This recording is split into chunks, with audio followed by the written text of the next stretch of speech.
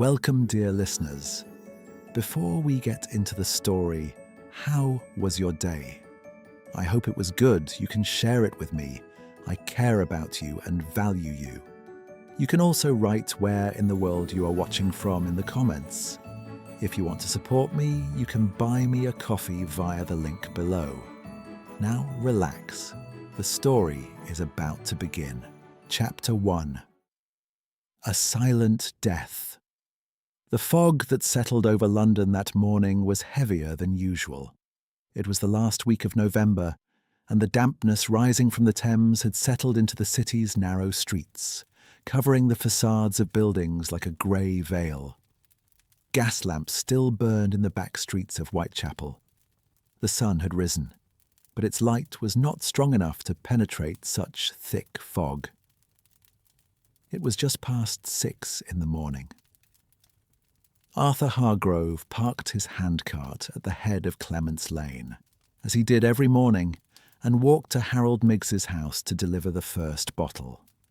Hargrove had been doing this job for 11 years.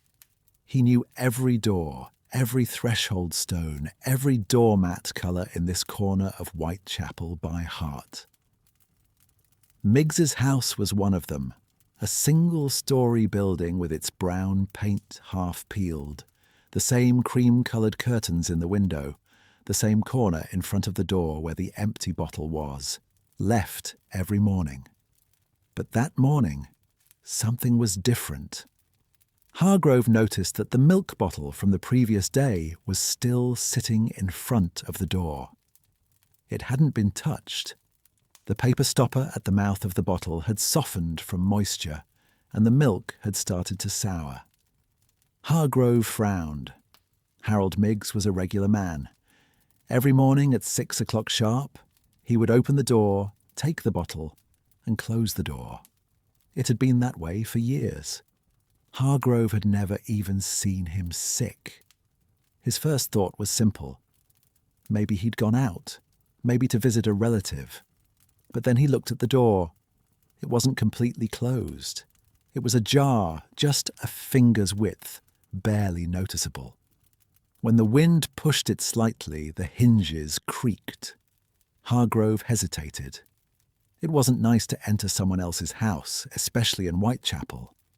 But 11 years of habit and an old man's door standing ajar in the early morning disturbed him. He pushed the door lightly with his hand. "Mr. Miggs?" he called out. His voice echoed in the narrow hallway. There was no reply. He took a step inside. It was dim, the curtains drawn. The air was heavy, the smell of a closed room, a space that hadn't been aired out in a long time. But there was something else beneath it, something he couldn't quite place. An unsettling, unpleasant, stomach-churning heaviness. "Mr. Miggs, it's Hargrove, your milkman. Are you all right?"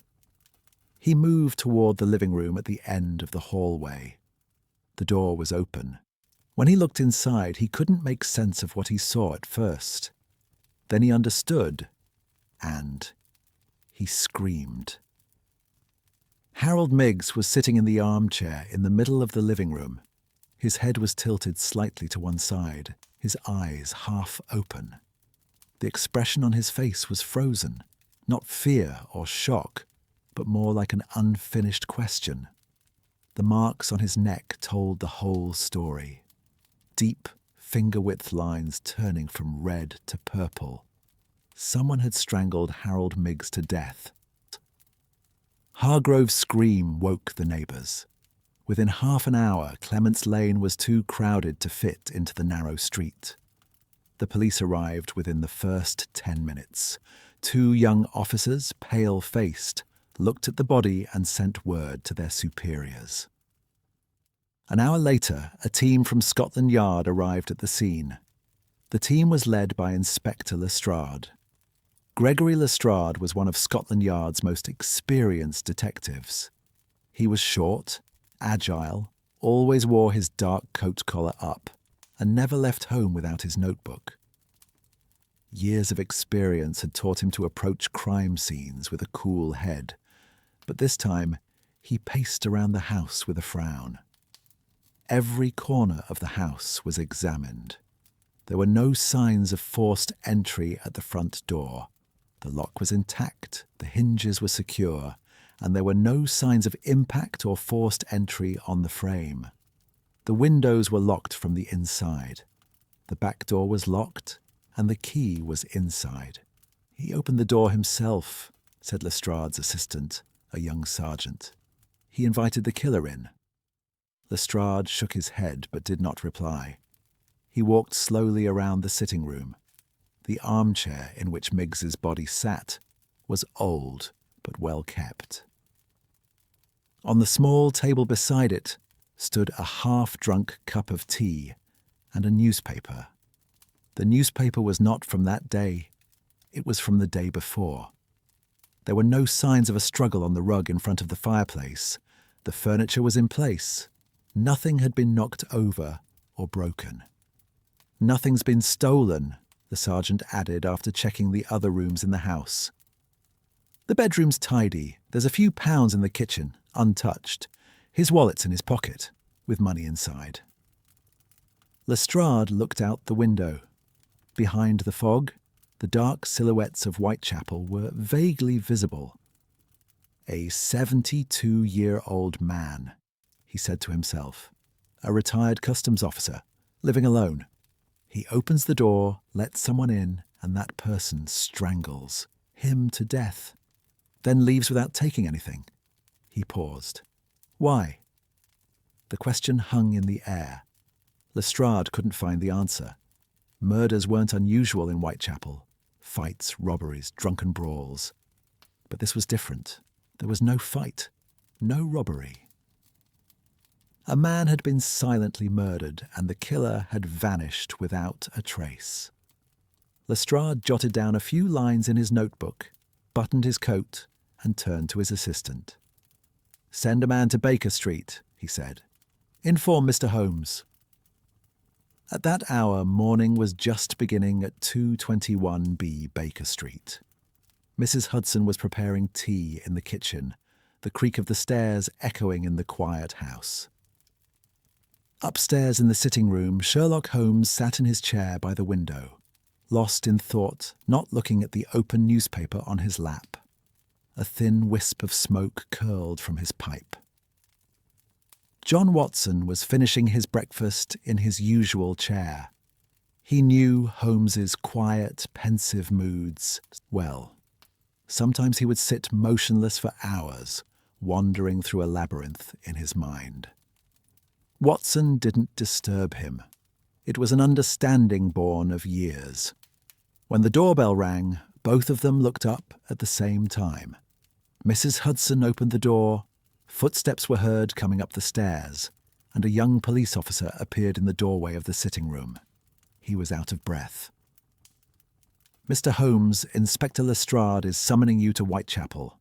A murder." Holmes set down his pipe. That familiar gleam appeared in his eyes, not exactly curiosity, but more like the kind of interest a watchmaker feels when seeing a complex mechanism for the first time. "Details?" Holmes asked. "An old man, found dead in his home, strangled. No signs of forced entry, nothing stolen." Holmes stood up. He turned to Watson. "Are you coming?" Watson had already grabbed his coat.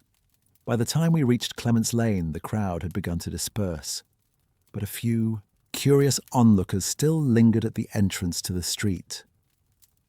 Lestrade met them at the door, briefly summarized the situation, and ushered Holmes inside.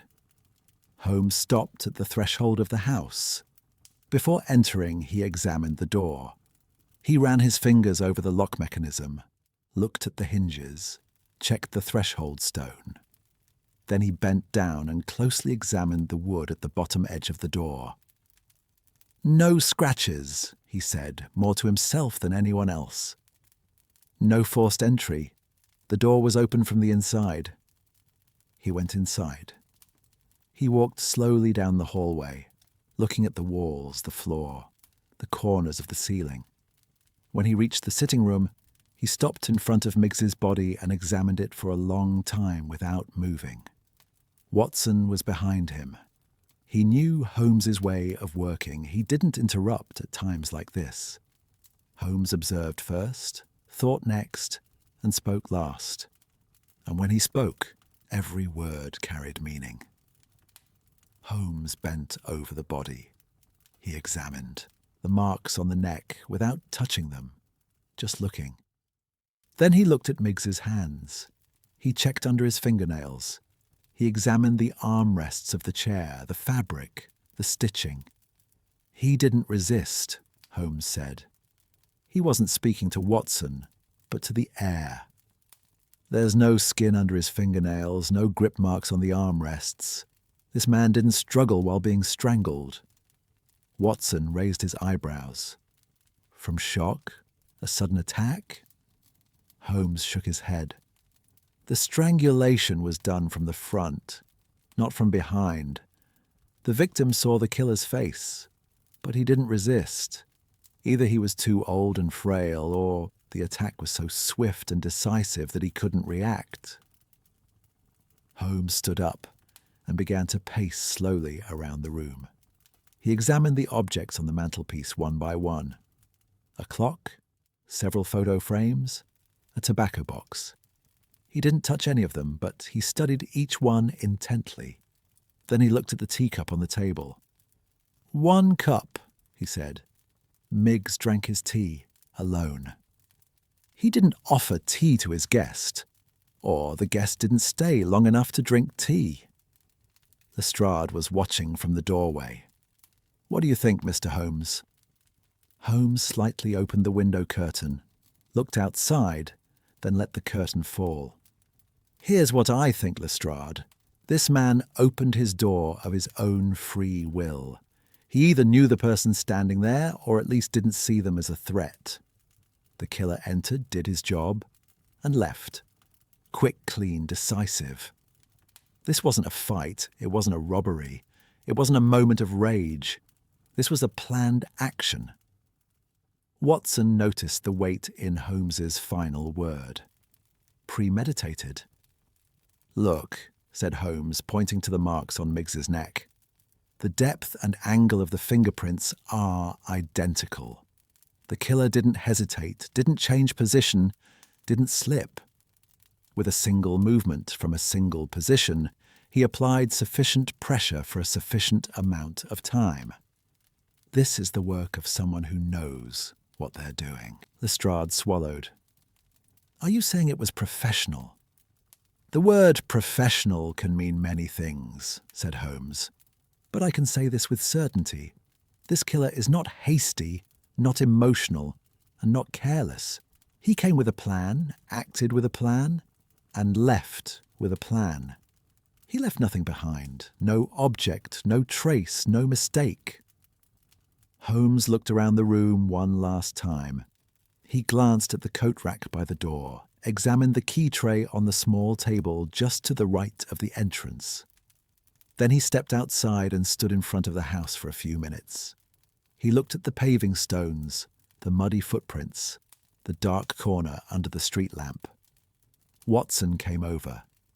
Did you find anything? Holmes did not respond for a long time. Then he took a deep breath. Nothing, he said. And there was no disappointment in the way he said it, more a respect for the difficulty of the puzzle. This killer, Watson, is a very careful man. He's calculated every step. He's left us nothing at this crime scene. So what will we do? Holmes began walking back to Baker Street. Watson followed alongside him. We'll wait, said Holmes. This killer is methodical, but methodical people have one trait. If they have a plan, they have a purpose. And if they have a purpose, they're not finished yet. Harold Miggs could be a single target or part of a series. If it's the latter, a clue will surface sooner or later. For now, we don't have enough data. Watson did not reply. He knew Holmes's expressions of this kind. To say, we don't have enough data did not mean, I've given up. On the contrary, it meant I've left the file open in my mind, and I'll add any new information to it. It was afternoon when they returned to Baker Street. The fog had not lifted. London still breathed beneath that grey blanket. Holmes sat down in his chair by the window, lit his pipe, and sank into silence. Watson went to his desk and began writing that day's notes. By evening, Holmes was still in the same spot. He had refilled his pipe 3 times and smoked it down 3 times. Watson brought him some tea. Holmes took it without saying thank you. He was deep in thought. "There's something," Holmes said late that evening as Watson was preparing for bed. Watson turned. "The man was 72 years old," said Holmes. "A retired customs officer. He lived alone in Whitechapel. A modest life, a modest house, a modest income. There must be a reason to kill this man, Watson. Not theft, nothing was taken. Not a momentary fit of rage, everything was planned. Jealousy, rivalry, love.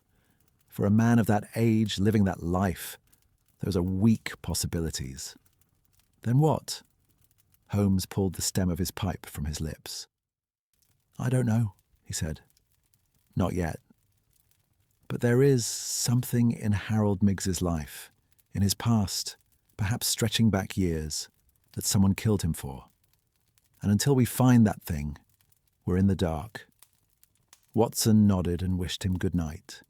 As he climbed the stairs, he heard Holmes' voice behind him. "Watson?" "Yes?" "This killer has patience. That bothers me." Watson paused for a moment, then continued. It was rare for Holmes to be disturbed, and when Holmes was disturbed, there was much more to it than an ordinary case. That night, rain began to fall over London. As the fog slowly lifted, it was replaced by a fine, persistent drizzle. The house on Clement's Lane was dark. Police seals plastered on the door, windows boarded up. Harold Miggs's life had ended in that small sitting room, and the person who had sent him there had vanished into the London crowd, nameless, faceless, leaving no trace. Holmes was still sitting at 221 B. Baker Street. His pipe was out, but he hadn't let go of it. His eyes fixed on the ceiling, his mind was working. Harold Miggs, retired customs officer, 72 years old, Whitechapel. He had opened his door and let his killer in. Why? There was no answer, not yet, but somewhere in London, in a modest boarding house. Room on one of Southwark's narrow, dark streets, a man sat at his desk. Before him lay an old, worn piece of paper. 5 names were written on it. The top name had been crossed out recently. The man folded the paper, put it in his drawer, and turned off the lamp. He lay down on his bed in the dark and stared at the ceiling. Outside, the rain continued to fall. Chapter 2. The Second Body. 3 weeks passed. London forgot Harold Miggs. The city was always like that. Deaths came, took up a few lines on the back pages of the newspapers. Then new stories piled on top of the old ones. The strangling of an old man in Whitechapel was talked about for a few days. Whispers circulated among neighbours. Then life returned to its old rhythm. Scotland Yard kept the case open but wasn't conducting an active investigation. There were no witnesses, no clues, no concrete leads to follow. At 221 B. Baker Street, too, the days passed in their usual flow. After the Miggs case, Holmes had taken on a few minor consulting jobs. A merchant's lost documents, a lady's stolen brooch, a bank's suspicious accounting records. These were not the kind of cases to occupy Holmes's mind, but he preferred to deal with them rather than sit idle. The Miggs case was still open in Holmes's mind.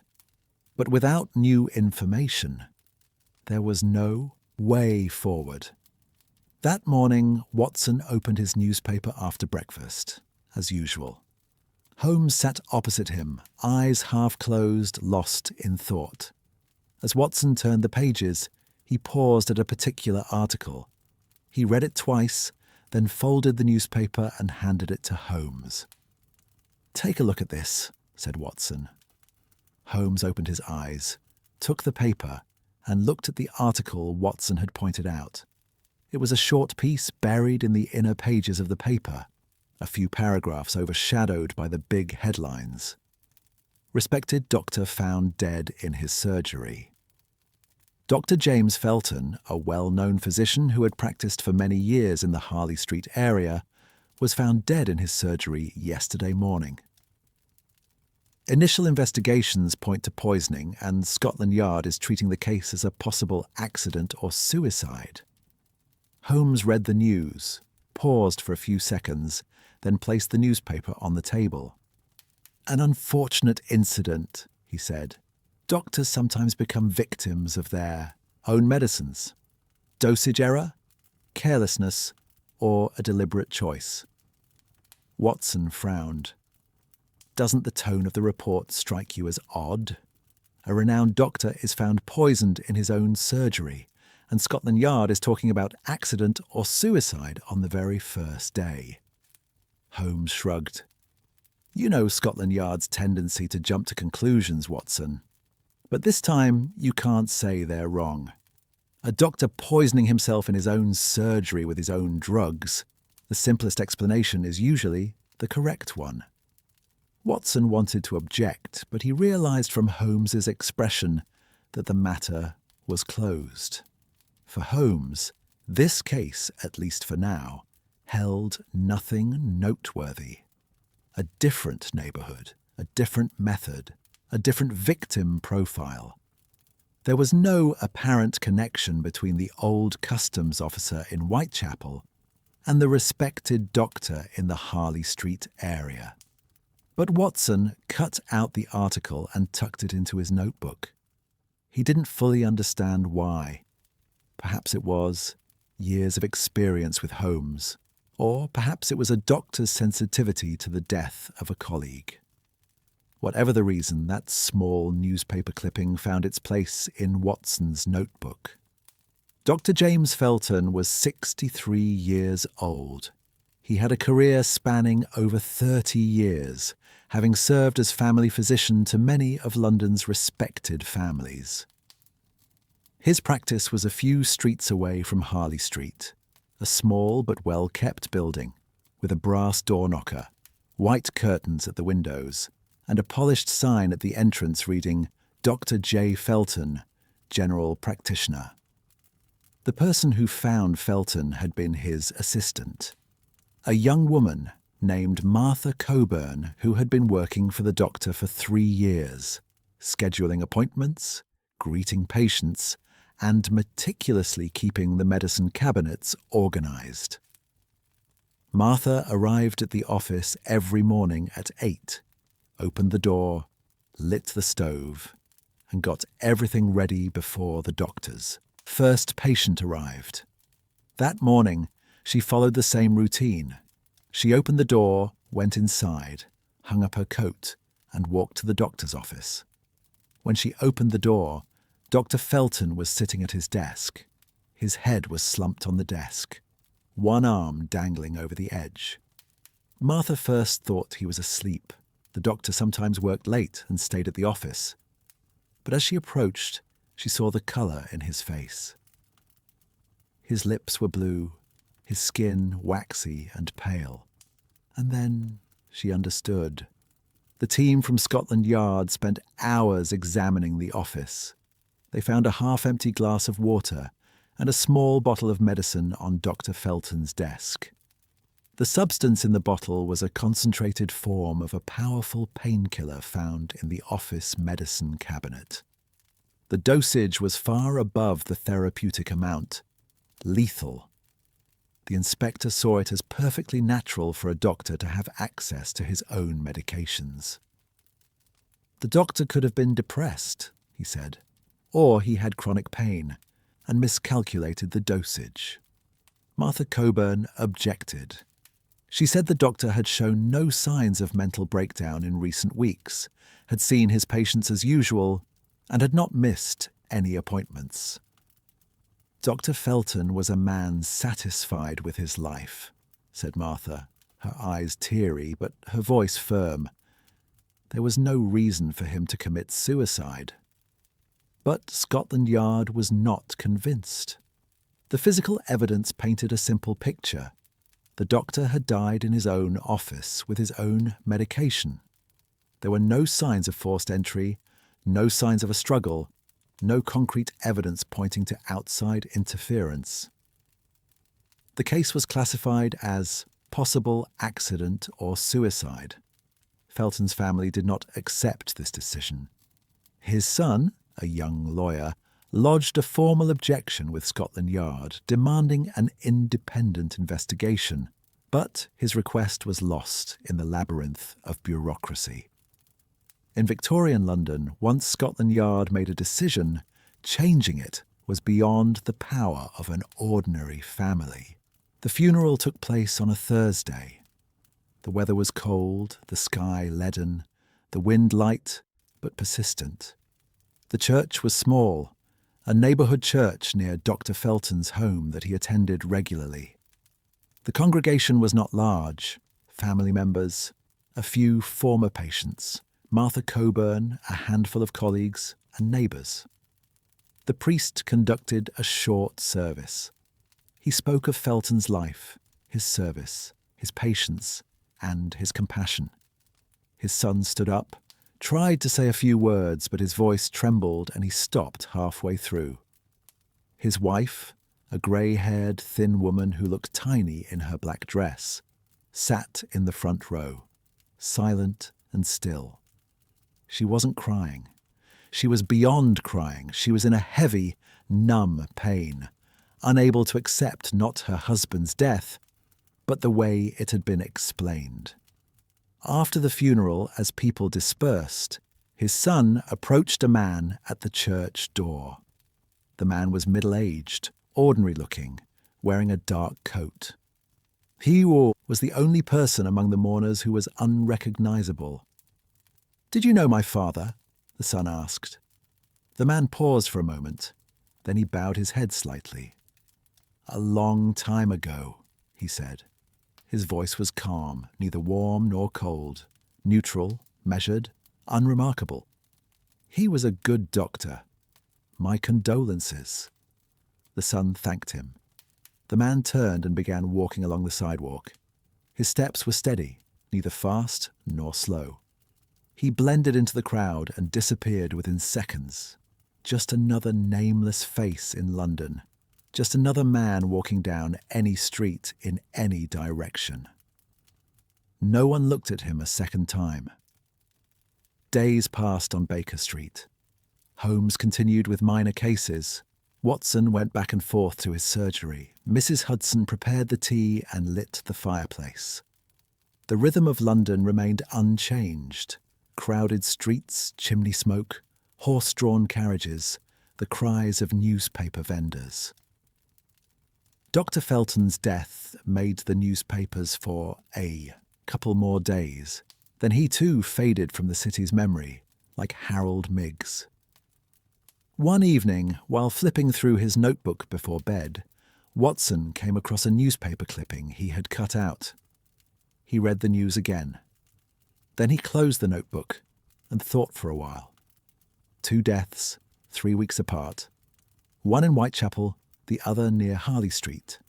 One strangled, the other poisoned. One a retired customs officer, the other a respected doctor. On the surface there was no common thread. Age, profession, neighbourhood, manner of death, social circle. None of it matched. And yet something stirred within Watson. A feeling he couldn't describe, couldn't base on logic, but couldn't ignore either. Perhaps it was years of experience with Holmes, the habit of searching for a hidden pattern beneath seemingly unrelated events was contagious. But Watson kept that feeling to himself. He didn't tell Holmes. because Holmes looked at data, not feelings.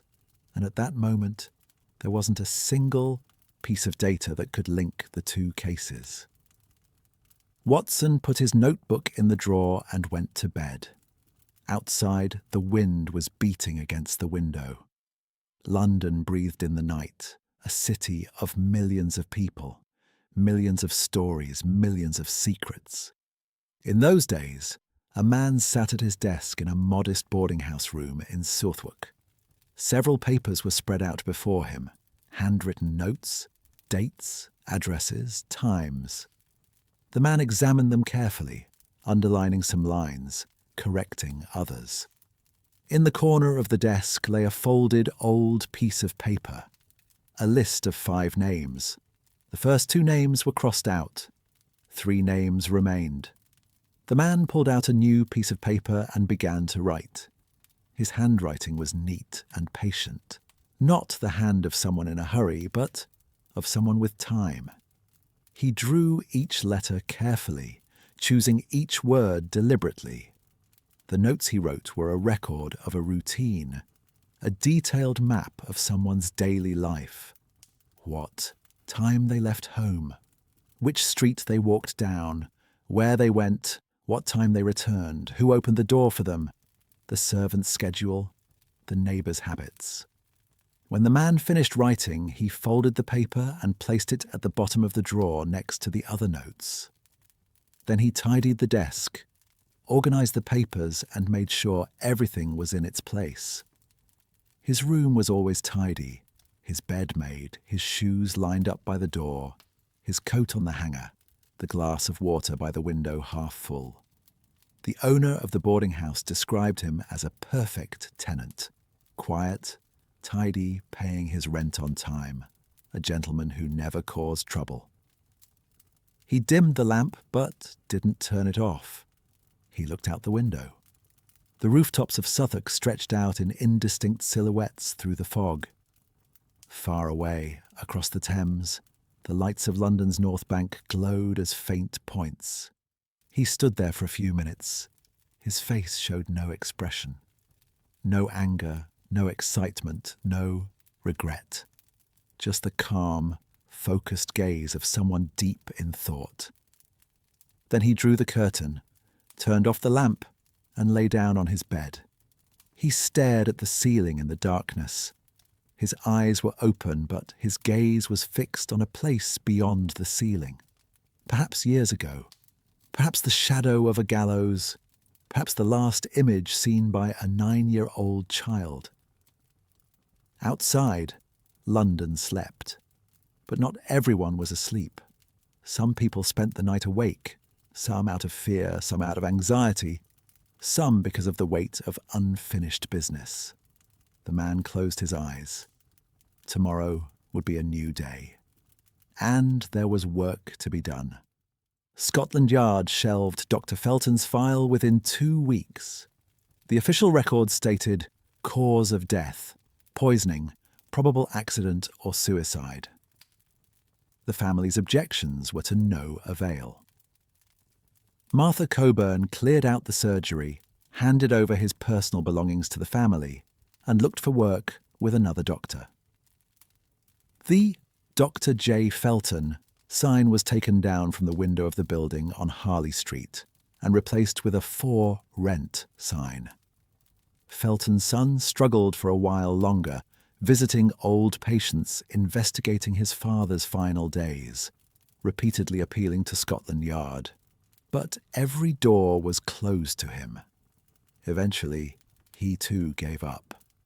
Not because he accepted it, but because he was exhausted.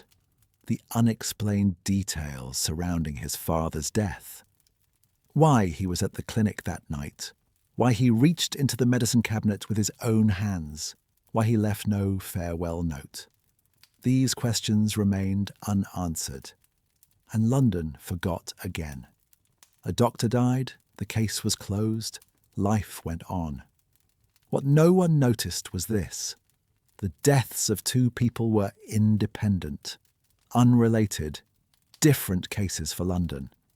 Different files, different detectives, different neighbourhoods for Scotland Yard, different news stories, different pages for the newspapers. No mind had connected these 2 points. There was no reason to connect them. Not yet. But the fact that the same hand had carried out both deaths, that the same list had crossed off 2 more names, that the same plan was moving on to its next stage, flowed silently beneath London's bustling surface. Like the deep current beneath a river's surface, invisible, silent, but unstoppable. And this current was moving toward the next shore. Chapter 3. The Invisible Thread. It was the 2nd week of January. Winter had completely taken hold of London. The streets were covered in ice. Icicles hung from the rooftops, and the banks of the Thames were beginning to freeze over. People only left their homes when absolutely necessary. Fireplaces burned day and night, and coal merchants were enjoying the most profitable days of the year. Albert Poole's body was found on a Wednesday morning. Poole was a 78-year-old retired lawyer who lived in Bermondsey. He lived alone in a small but tidy house. Since his retirement, he had led a quiet life, occasionally corresponding with former colleagues, attending church once a week, and spending the rest of his time reading books and tending to his garden. His neighbours knew him as a mild-mannered, harmless, somewhat forgetful, but kind man.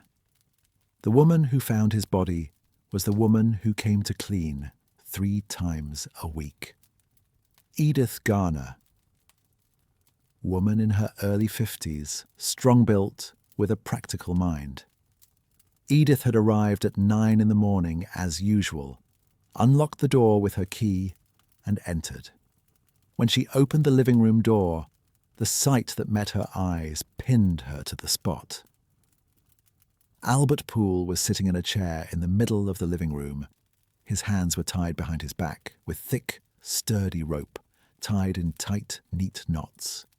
There was a single stab wound in his chest on the left side, a deep, decisive, unhesitating blow.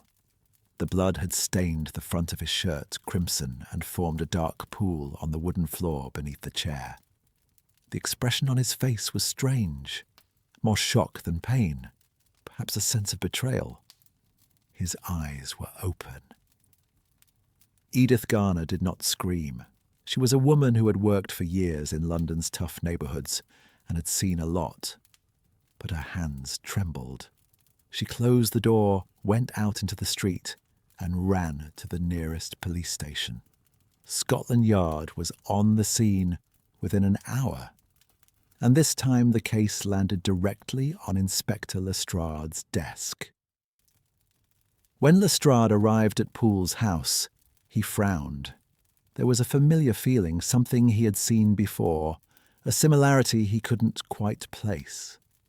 He examined the house step by step. There were no signs of forced entry at the front door. The lock was intact, the frame undamaged. The windows were locked from the inside. The back door was locked. He opened the door himself, Lestrade murmured to himself. Nothing had been stolen from the house.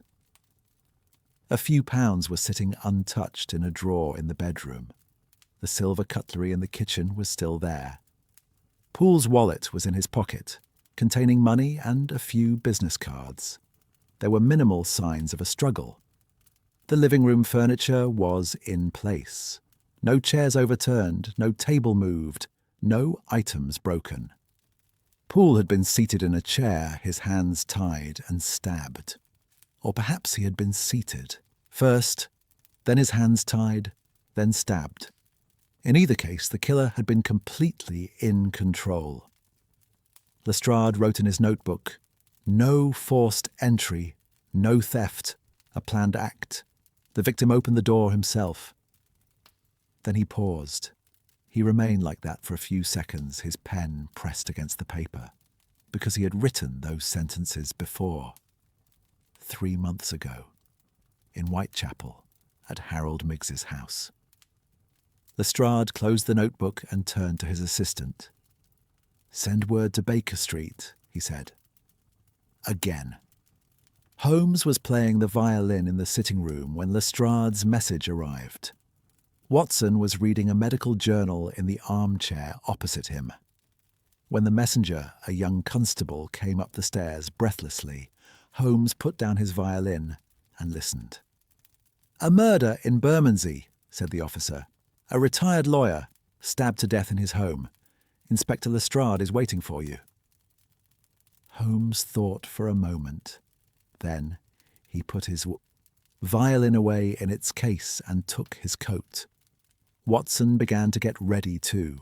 He knew this ritual by now. When they arrived in Bermondsey, Lestrade met them at the door. The expression on his face was different this time. Not just helplessness, but a hint of anxiety. Holmes noticed it, but made no comment. "Come in," said Lestrade. "I want to show you something." Holmes stopped at the threshold of the house and, as usual, examined the door first. He ran his fingers over the lock mechanism, looked at the threshold stone and checked the hinges. "No forced entry," said Holmes. "I know," said Lestrade. There was a strange tone in his voice. Holmes entered. He walked down the hallway, entered the living room, and stood before Poole's body. He stared for a long time without moving. He examined the way the hands were bound, the tightness of the knots, the type of rope, the marks on the wrists. Then he bent over the stab wound. A single blow, left chest deep and precise. "No hesitation," said Holmes. "One blow, the right angle, the right depth. This blow was premeditated." Watson approached the body and examined it with a doctor's eye. "The knife is narrow and long. Not a surgical knife, but not a butcher's knife either. Medium-sized, probably a hunting knife or a kitchen knife. The blow targeted the heart, either very lucky or knowledgeable about anatomy." Holmes shook his head but didn't reply. He paced slowly around the room. He examined the window sills, the mantelpiece, the door handles. Then he bent down and looked closely at the floor. He searched for any footprints, mud marks, stains on the path from the door to the chair. There was nothing. The floor was clean. "Nothing was stolen," said Lestrade, anticipating the question Holmes was about to ask. Holmes stood up and turned to Lestrade. His eyes had that familiar sharp look, the light of a mind beginning to piece things together. "Lestrade," said Holmes, "I'm glad you brought this case to me. But I know what drove you to bring it to me. Harold Miggs." Lestrade nodded. 3 months ago, Whitechapel, an old man, murdered in his home. No forced entry, nothing stolen, no clues left behind. The same story. "Not the same story," said Holmes. "The same hand." Watson interjected. "But the methods are different. Miggs was strangled, Poole was stabbed. Different neighbourhoods, different victim profiles." "The methods may be different," said Holmes, "but the modus operandi is the same. In both cases, the killer entered through the door, not by force, but invited in, or at least accepted. In both cases, nothing was stolen. The motive was not financial. In both cases, no trace was left behind. Professional level attention to detail. And in both cases, the victims were elderly, living alone, defenseless people." Holmes paused for a moment. Then he added, "And there's a third one." Watson and Lestrade looked at each other simultaneously. "Dr. James Felton," said Holmes. 3 weeks ago. Found. Poisoned in his office. Scotland Yard ruled it an accident or suicide." Watson's eyes widened. "The newspaper clipping. I showed it to you." "And I didn't pay attention to it then," said Holmes. There was no regret in his voice, just a statement of fact. Different neighborhood, different method, different victim. There was no reason to connect them. But now that the three cases are side by side, the picture changes. Holmes pulled out his small notebook from his pocket and began writing. Harold Miggs, 72. Retired customs officer, Whitechapel, strangled, no forced entry, no robbery. Dr. James Felton, 63, doctor, near Harley Street, poisoned with his own medication. Scotland Yard ruled it an accident or suicide. Albert Poole, 78, retired lawyer, Bermondsey, stabbed to death, hands bound, no forced entry, no theft. Holmes closed the notebook. 3 different methods, 3 different neighborhoods, 3 different professions, but the same pattern of behavior, and I believe the same killer. The question is, what connects these 3 people? Holmes did not return to Baker Street that night. He went straight to Scotland Yard and asked Lestrade for the files on all 3 cases. The Felton case took some effort. The file was categorized as closed, and reopening it required procedure. But Lestrade obtained the necessary permissions in the face of Holmes' insistence. Holmes carried the 3 files to the sitting room at Baker Street with Watson. He spread them out on the table. He read each one line by line: police reports, witness statements, crime scene investigations, autopsy records. Hours passed. Midnight came, then the early hours of the morning. Watson fell asleep at one point, but Holmes didn't stop. There was nothing obvious in the files connecting the victims. They lived in different neighborhoods, had different professions, came from different social circles. They had no mutual friends, no shared business relationships, no common club memberships. On the surface, these 3 people had lived and died in 3 separate corners of London, unaware of each other, leading 3 separate, independent lives. But Holmes wasn't looking at the surface. Holmes was looking deeper, years ago, decades ago. The next day, Holmes scattered across various archives in London: court records, tax ledgers, census records, guild lists, old newspapers. Watson joined him. The 2 hoped to cover more ground by working separately. Holmes had given Watson clear instructions. Look for the names of the 3 victims. We're looking for a single point where they appear together, anywhere, in any context. Days passed. Nothing came up on the first day, nor on the second. Watson felt his morale slipping, but there was no sign of it on Holmes's face. The same determination, the same patience, the same systematic approach. It was the afternoon of the 3rd day. Holmes was in the old court, records archive, a damp, dim, dusty basement, shelves overflowing with yellowed files, volumes arranged by year. He was scanning the records from the 1880s. His fingers traced the spines of the files: 1879, 1880, 1881. When he opened the 1881 court records, he began turning the pages one by one. Hours passed. Dozens of cases: thefts, frauds, assaults, murders. Holmes scanned the parties involved in each one: the witnesses, the jurors, the lawyers, the judges.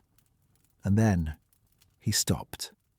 At the top of the page was the case title: Thomas Blackwell versus the Queen. Murder case, 1881. Holmes's eyes scanned down the page. The details of the case unfolded. A carpenter named Thomas Blackwell had been charged with the murder of the wealthy merchant Lord Henry Ashcroft. The evidence was circumstantial. The defendant had been seen in the vicinity on the night of the incident. There was a debt between them, and the defendant had a record of a previous fight. Holmes read these details but had yet to grasp their significance. Then he looked at the jury list. Among the 12 names, he saw one: Harold Miggs. He held his breath. He turned the page. He looked at the name of the doctor who had prepared the autopsy report, Dr. James Felton. He turned another page. The name of the defense attorney assigned to the defendant, Albert Poole. Holmes placed the file on the table and sat motionless for a long time. His eyes were fixed on the page, but his gaze was beyond it. The pieces were coming together in his mind, the invisible thread finally becoming visible. 3 victims. All 3 had been involved in the same case. They were pieces of the process that had convicted Thomas Blackwell in 1881. One a juror, one the autopsy doctor, one the defense attorney, and all 3 were now dead. Holmes read the case file from cover to cover. Thomas Blackwell had been found guilty and executed. The final pages of the file contained the conviction and execution records. Holmes read the name of the judge who had handed down the sentence, Judge Sir Reginald Marsh. He read the name of the priest who had read the final prayer before the execution, Father Donovan.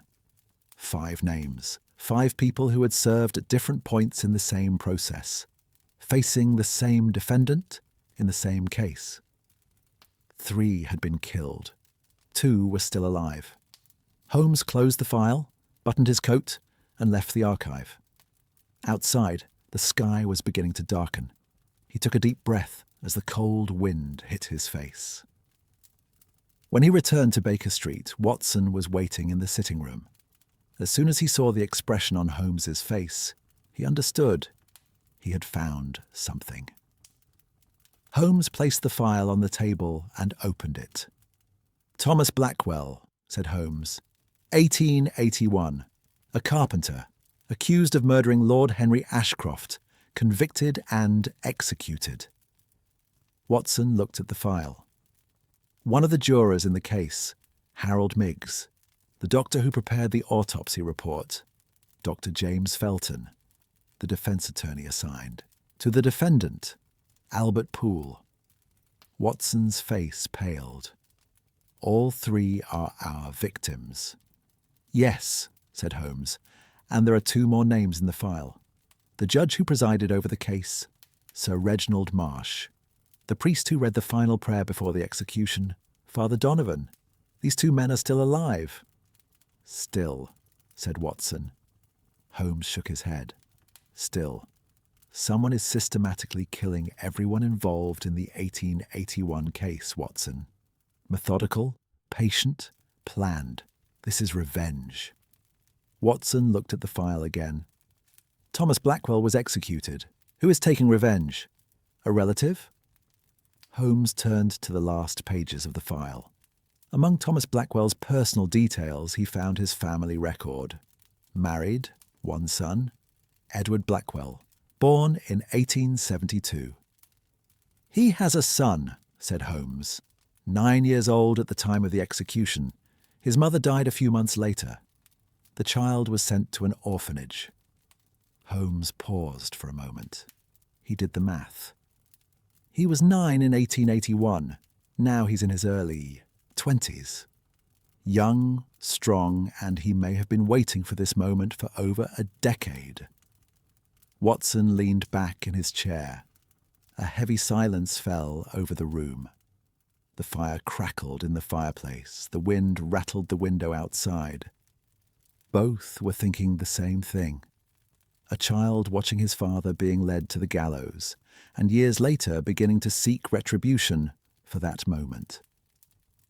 Holmes made no emotional comment. He closed the file and turned to Watson. 2 names remain, he said. Judge Marsh and Father Donovan. The killer will want to complete his plan. It is our job to protect these 2 men and find the killer. Probably Edward Blackwell, or someone acting on his behalf. Watson asked, should we inform Scotland Yard? Holmes thought, not yet. I'll show Lestrade the case file and the connection, but we need to keep the operational details under control. Edward Blackwell, if he is the killer, is an extremely careful man. He has committed 3 murders and left no trace in any of them. A large-scale Scotland Yard operation would alert him, and we could lose him. Holmes walked to the window and looked out. London's night silhouette stretched out in the darkness.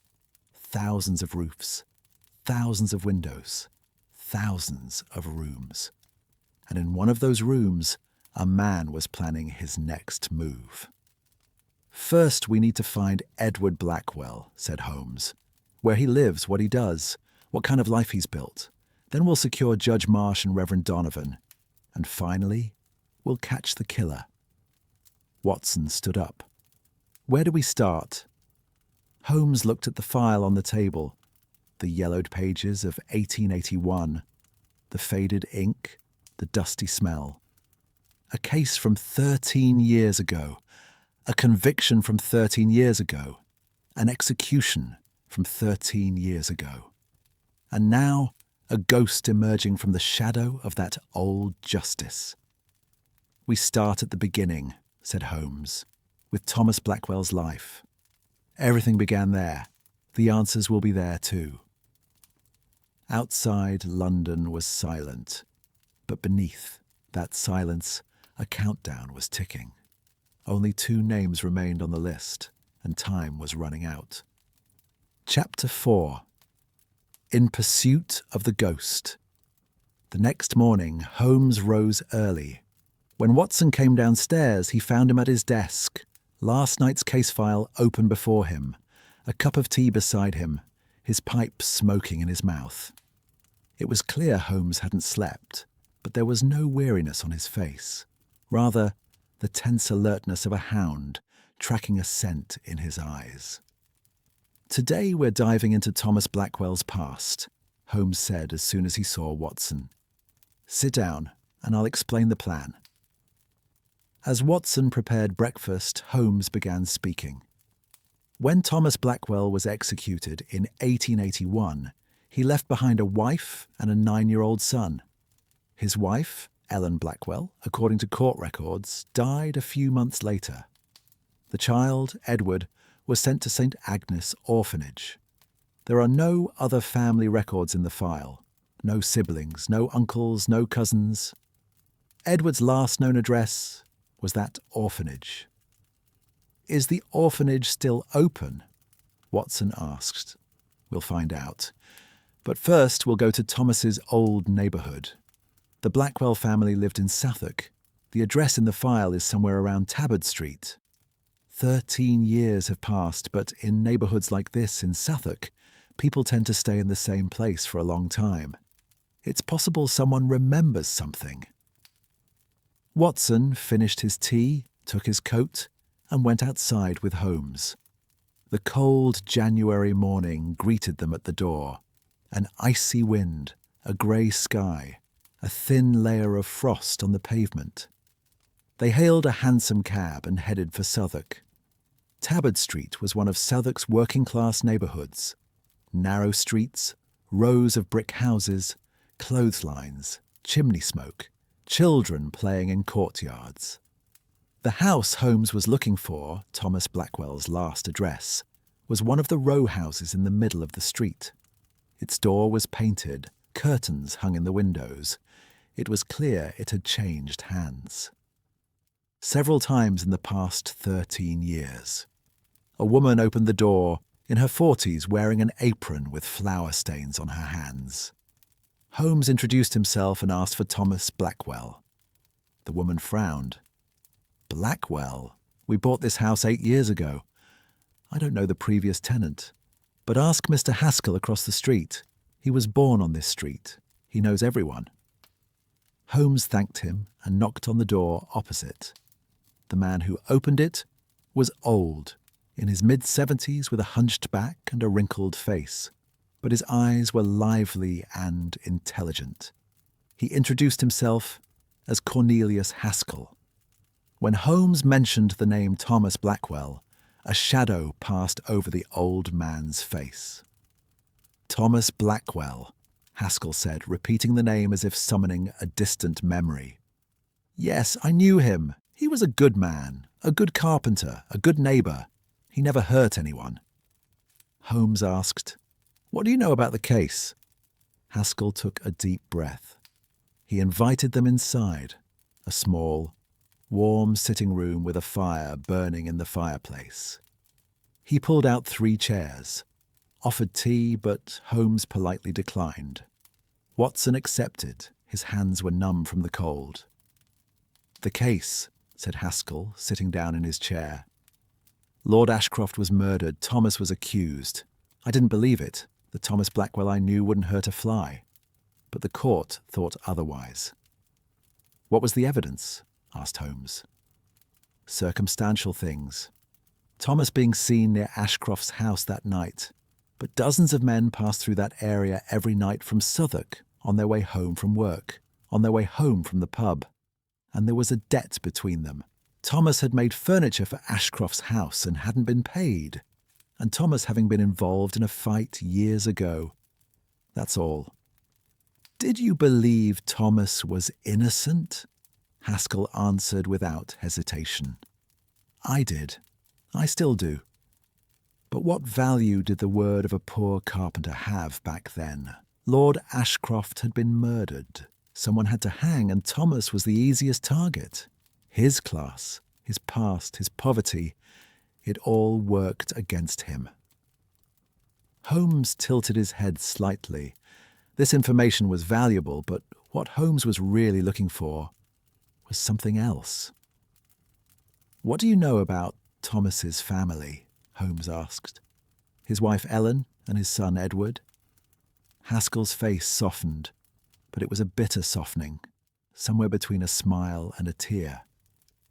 "Ellen was a beautiful woman, quiet, hard-working, devoted to her husband. She was devastated after Thomas was hanged. She held on for a few months, but then she fell ill. Illness, you say, or a broken heart, I don't know. She died that winter, and little Edward was left alone." "Do you remember Edward?" Haskell narrowed his eyes, delving into the depths of his memory. "I remember," he said slowly. "He was a clever boy. Very clever for his age. Quiet. Didn't shout, run about, or fight like other children. He would sit on the sidelines, observing. When his father was executed, I heard they took him to the gallows and made the boy watch. 9 years old. What savagery. Not a muscle moved in Holmes's face, but Watson noticed something in his friend's eyes. It was hard to say whether it was curiosity, analysis, or something else. "Did you see Edward after his father's execution?" Holmes asked. "A few times. He was around here until his mother died. After she died, they took him away, sent him to St. Agnes Orphanage. I haven't seen him since." "What kind of child was he the last time you saw him?" Haskell thought. There was a long silence. The wood crackled in the fireplace. "He had changed," he said finally. "He changed after his father's death. He had been a quiet child before, but it was a gentle quiet, introverted, shy. Then his quietness hardened. The light went out of his eyes. I never saw him cry. Not at the funeral, not afterwards. It's strange for a 9-year-old not to cry, isn't it? But Edward didn't cry. He just watched. He watched everything. Said nothing." Holmes stood up. "Thank you, Mr. Haskell. One last question. Do you know anything about Edward after the orphanage? Anyone who saw him, heard about him, got news of him?" Haskell shook his head.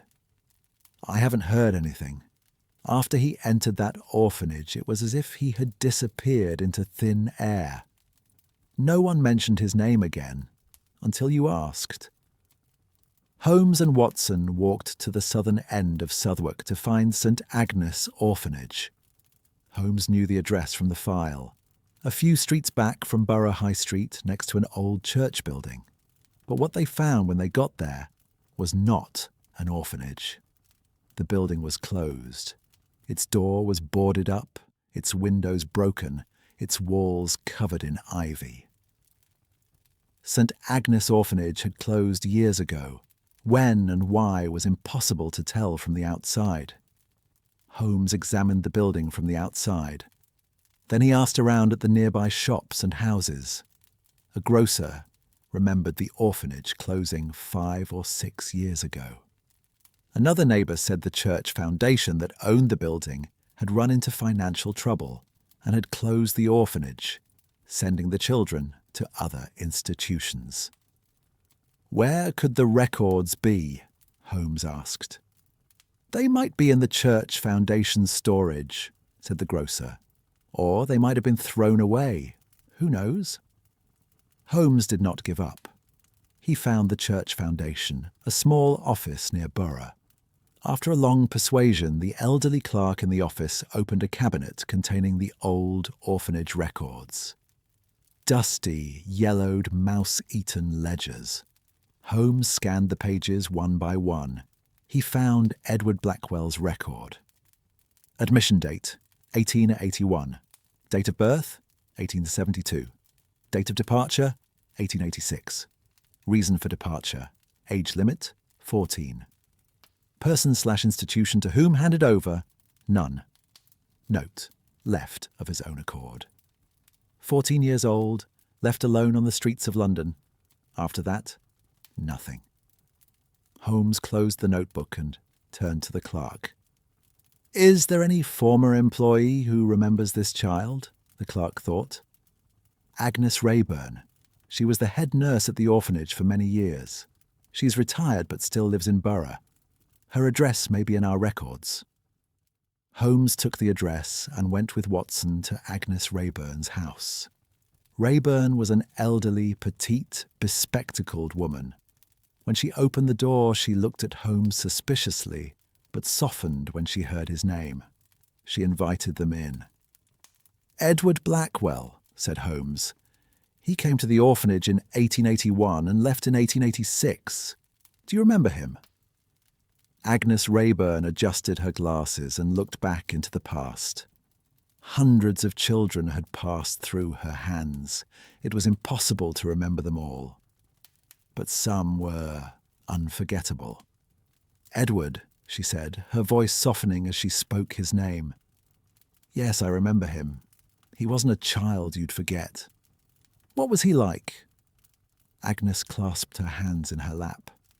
"He was 9 when he arrived. He never cried. Not the first night, not ever. Other children cry, scream, fight, struggle to adjust to the new environment. Edward did nothing. He just sat and waited. I don't know what he was waiting for." She paused for a moment, then continued. "He was quiet but smart. Very smart. He learned to read and write quickly. Actually, he already knew how when he arrived. His father had taught him. He read every book we had at the orphanage. Math, history, geography. He taught himself everything. He didn't talk much with the other children. He didn't fight, but he didn't make friends either. He lived in his own world." "Did he ever talk about his father?" Holmes asked. Agnes's face darkened. "Once. Just once. It was his first week there. I was on night duty, checking the dormitory. Edward was sitting up in his bed, his eyes open. I went over to him and asked if he was cold. He shook his head.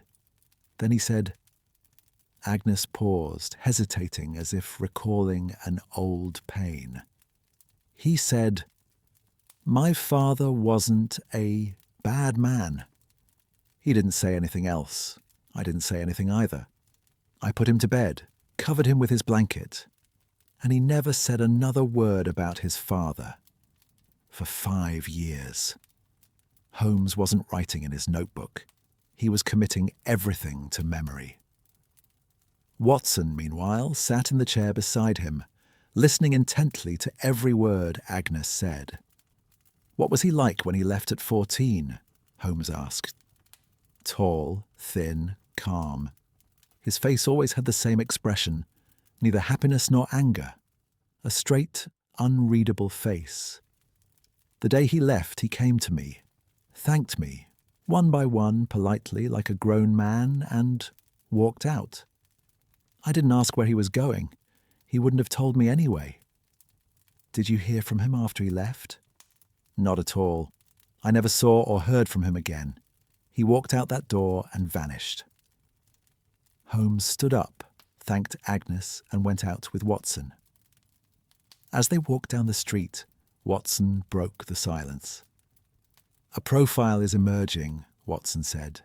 Intelligent, disciplined, patient, quiet, observant. Someone who suppresses their emotions, gives nothing away to the outside world. This fits the profile of the killer you described. Holmes nodded. It does. Edward Blackwell witnessed his father's hanging at age 9, was left alone in the world at 14. 13 years have passed since then, during which he educated himself, learned to survive, made a plan, and put it into action. But you don't have a photo of Edward Blackwell. His physical description is vague. We don't know his current identity.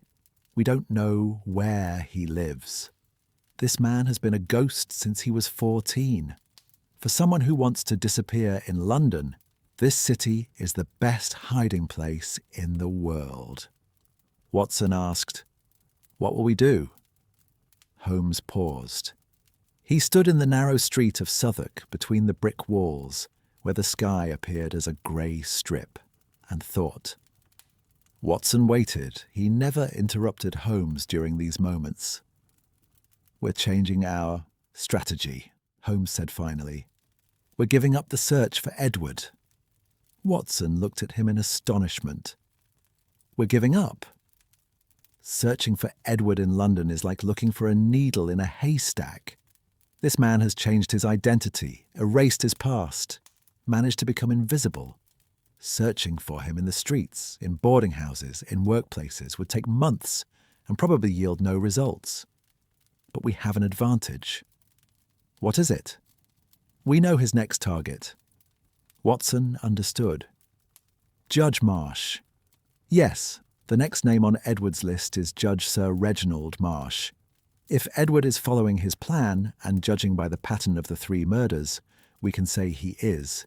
He will approach Marsh, and we will be waiting for him there. Holmes began walking. His steps were firm, his direction clear. "Starting tomorrow, we'll set up surveillance around Judge Marsh," he said. "We'll learn his home, his daily route, his habits, and we'll wait. Edward will come, because has to come. It's his plan. It's his goal. It's the sole purpose of his life. He won't stop until he completes his list." Watson asked as he walked beside him, "What if he doesn't come? What if he changes his plan, postpones it?" A long moment passed before Holmes answered. When he spoke, his voice was low and sharp. "This man has waited 13 years, Watson. He has prepared silently for 13 years, planned patiently, and when he acted, he killed 3 people without leaving a trace. That kind of patience, that kind of determination, doesn't know how to leave things half done. Edward will come. The only question is when." When they reached the end of the street, Holmes hailed a hansom cab. He turned to Watson. "We'll meet early tomorrow morning. I'll find Judge Marsh's address tonight. Be prepared. It may take a few days." Watson nodded and got into the cab. Holmes did not. He preferred to walk. He walked through the streets of Southwark, the neighbourhood where Thomas Blackwell had once lived, the sidewalks where Edward had spent his childhood. He looked around, brick walls, iron railings, narrow passageways, dark courtyards. A child had grown up on these streets, learned pain, and quietly made a plan. Holmes turned and looked once more. Then he quickened his pace and headed toward Baker Street. In his mind, the portrait of Edward Blackwell was taking shape. A ghost, a shadow, a name. But now there was also a profile. Intelligent, patient, disciplined, cool-headed, suppressing his emotions. Someone who had made his plans years in advance. This profile didn't tell Holmes what the killer would do, but it told him what he wouldn't do. Edward wouldn't rush. He wouldn't make mistakes. He wouldn't deviate from his plan. And that meant Holmes would have to be patient too. As night fell, London's lights came on. When Holmes arrived at Baker Street, he drank the tea Mrs. Hudson had left, lit his pipe, and sat down by the window. Outside, the city lived on. Cars, pedestrians, gas, lamps, a distant police whistle.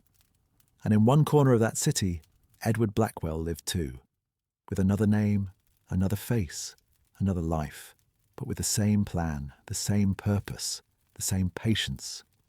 Two ghosts walked the same city, one a killer, the other a detective, and their paths were about to cross. Chapter 5. The Face in the Shadows.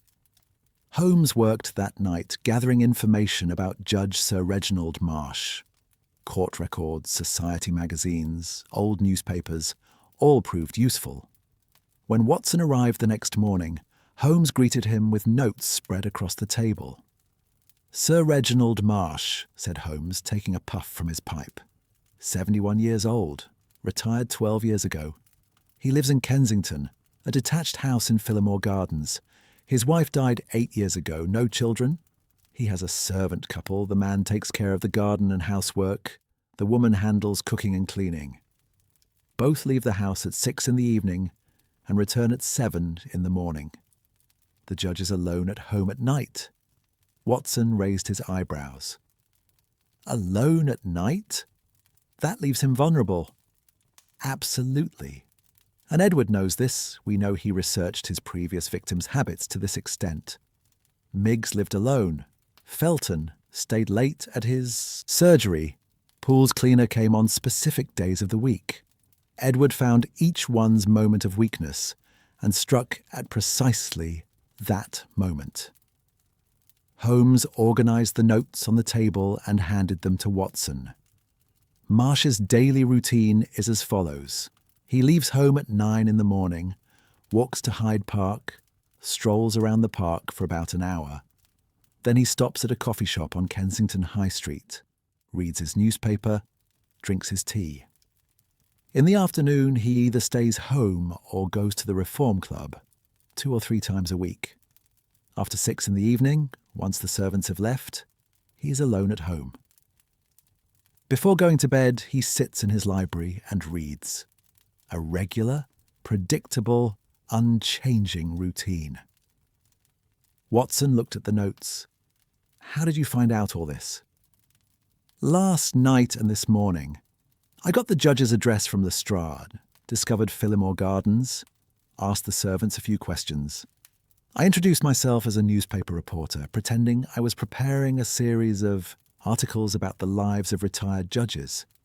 People give journalists a surprising amount of information. Holmes stood up and walked to the window. The plan is this, he said. Starting today, we'll keep watch around Judge Marsh, from his morning departure until his return home in the evening. Edward is watching his target. We know this, because he did the same thing with the previous 3 victims. He's learned their routines, identified their weak points, waited for the opportune moment. He'll do the same around Marsh, and we'll spot him in the act. Watson hesitated. London is a crowded city, Holmes. Hundreds of people walk the streets of Kensington every day. How will we pick out Edward? We don't even know what he looks like. Holmes smiled slightly, a rare, brief, razor-sharp smile. We don't need to know his face, he said. We know his behaviour. Edward is watching his target. That means a specific pattern of behaviour. Someone who appears repeatedly in the same area, a face, frequently encountered on the judge's route. Someone who stops and watches at certain points. In London, everyone goes somewhere, purposeful, fast, focused on their own business.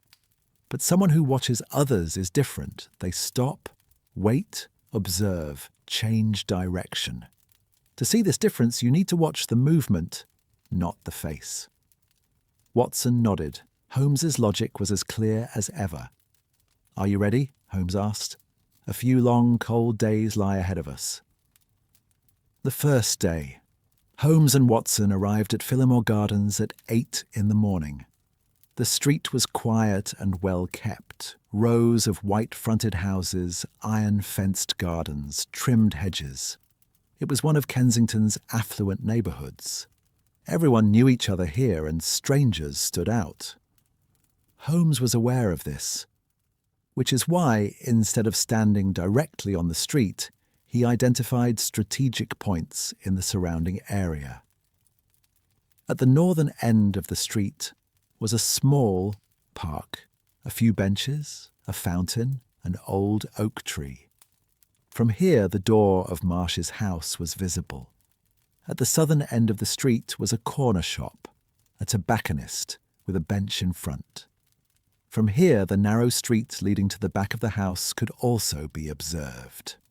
Holmes took the park at the northern end for himself and placed Watson at the corner shop at the southern end. Both tried to look ordinary. Holmes a gentleman with his newspaper open, Watson a man rummaging through a book in his coat pocket. People sitting on a bench in London didn't attract attention, especially in Kensington, where there were plenty of retirees, travellers and idlers. Shortly after 9 in the morning, Judge Marsh's door opened. The old man stepped outside, tall, once imposing, but now stooped with age, grey hair, a thick wool coat, a cane in his hand. His steps were slow but determined. He closed the door, descended the stairs, and began walking toward Kensington Gardens. Holmes followed, the judge from behind the newspaper. Marsh walked through the streets, entered the park gate, and began walking his usual route. Holmes followed at a distance, not the judge, but the judge's surroundings. He scanned the crowd, studied faces, read movements. The park was crowded. Nannies pushing prams, elderly couples walking arm in arm, business people cutting through. Holmes looked at every face, assessed every movement. Nothing was noteworthy. Everyone was in their own business, their own world, their own routine. After walking around the park for an hour, the judge went to a coffee shop on Kensington High Street. Holmes stopped in front of a shop on the opposite sidewalk and waited. The judge stayed inside for about 45 minutes, drank his tea, read his newspaper, and returned home. He did not leave the house that afternoon. At 6 in the evening, the servants left. The window of Marsh's library lit up. The judge was sitting there reading. Holmes and Watson left their watch at 9 o'clock that night. Nothing had happened. The second day, same routine. Marsh left at 9 in the morning, went to the park, stopped at the coffee shop, and returned home. Holmes and Watson observed from the same spots. Watson wasn't complaining about the cold, but his hands never left his pockets. His nose was bright red, and he was struggling to resist the urge to take shelter in a warm restaurant for lunch. Holmes, however, seemed oblivious to the cold. He was completely focused on his surroundings. His eyes scanned the streets, the park, the sidewalks, systematically, patiently, tirelessly. Nothing happened that day, at least not in Watson's eyes. But as Holmes returned to Baker Street at the end of the second day, he said something to Watson. "I noticed someone." Watson turned excitedly. "Who? Where?" "This morning, in the park. When Judge Lancaster entered the park from the gate, there was a man sitting on the bench, on the queue, right. Dark coat, hat, ordinary appearance. His newspaper was open, but he wasn't reading it. His eyes weren't on the page, they were on the surroundings. When the judge passed in front of him, the man's gaze followed him." Watson thought. Maybe it was a coincidence. Someone sitting in the park looking around. It could be, said Holmes. But I noted it. If the same man is in the same place tomorrow, it ceases to be a coincidence.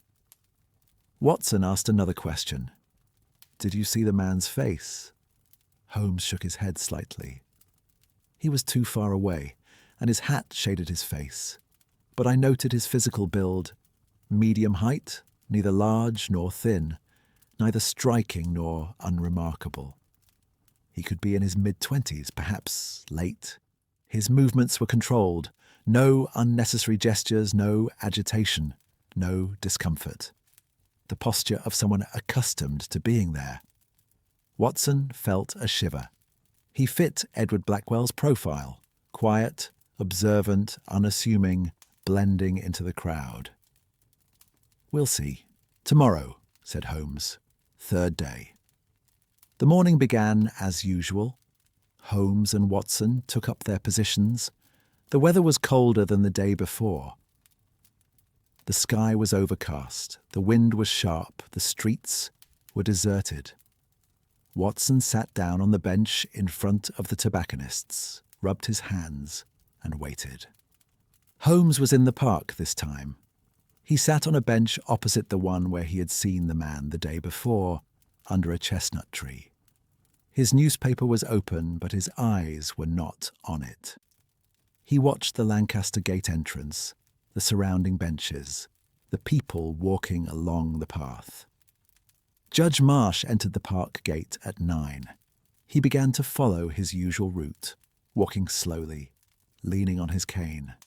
The peaceful gait of an old man at peace with the world. Holmes scanned the area. The bench where he had seen the man yesterday was empty. A few minutes passed. 5 minutes. 10 minutes. The judge made his way toward the centre of the park. Holmes waited patiently. And then he saw him. The man was not sitting on the bench where he had been yesterday. This time he was walking on the path on the west side of the park, parallel to the judge's route. Same dark coat, same hat. He had nothing in his hands, no newspaper, no book. He was just walking. His pace matched the judge's, neither faster nor slower. The distance between them remained constant. Holmes got up and began to walk. He was following the man, not the judge. The man walked along the path, the judge walked along the main road. They flowed side by side like two parallel lines. When the judge turned left, the man turned left. When the judge stopped, the man slowed down. When the judge sat down on a bench, the man stopped beside a nearby tree and pretended to take a watch out of his pocket. This was no coincidence. This was surveillance. Holmes continued to follow the man.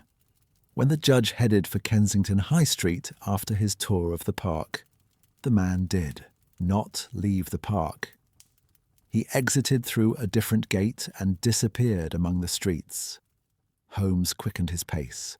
He guessed the man's direction, ran down a parallel street, and stopped at the corner.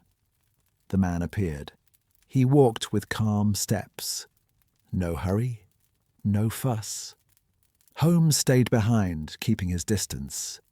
The man proceeded south from Kensington, passed through Chelsea, used Vauxhall Bridge, and crossed to the south bank of the Thames.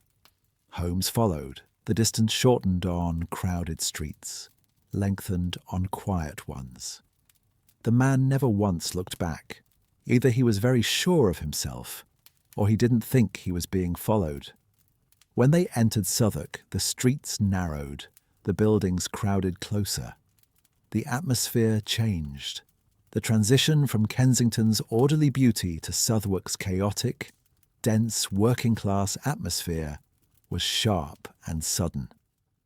The man turned into a back street. Holmes stayed behind but continued to track the man's direction. The man stopped in front of a boarding house. He took a key from his pocket, opened the door, and went inside. The door closed. Holmes stood on the sidewalk opposite the boarding house and examined the building. 3 stories, brick, plaster peeling in places, cheap curtains at the windows. A small sign beside the door. Mr. and Mrs. Tilling. Rooms to let. One of the dozens of modest boarding houses in Suffolk. Holmes waited a few minutes. Then he walked up to the door and knocked. The woman who opened the door was in her 50s, stout, with curious eyes. Holmes introduced himself once again under a false identity, this time as an insurance agent who had come to update a tenant's policy. "I need some information about one of your tenants," said Holmes. "Mr. James Whitfield." The woman, Mrs. Tilling, nodded. "Yes, Mr. Whitfield. He's been staying with us for a few months. 2nd floor, the room on the right." "What kind of person is he?" Holmes asked in a casual conversational tone. "An excellent tenant," said Mrs. Tilling, smiling. "Quiet, tidy, pays his rent on time. No trouble with anyone. Goes out during the day, comes back in the evening, stays in his room. Doesn't make any noise, doesn't bring guests, doesn't drink. I wish all my tenants were like him." "What does he do for a living?" "He didn't say and I didn't ask. He pays his rent and that's enough for me." Holmes thanked her, left a business card, a fake one, and left.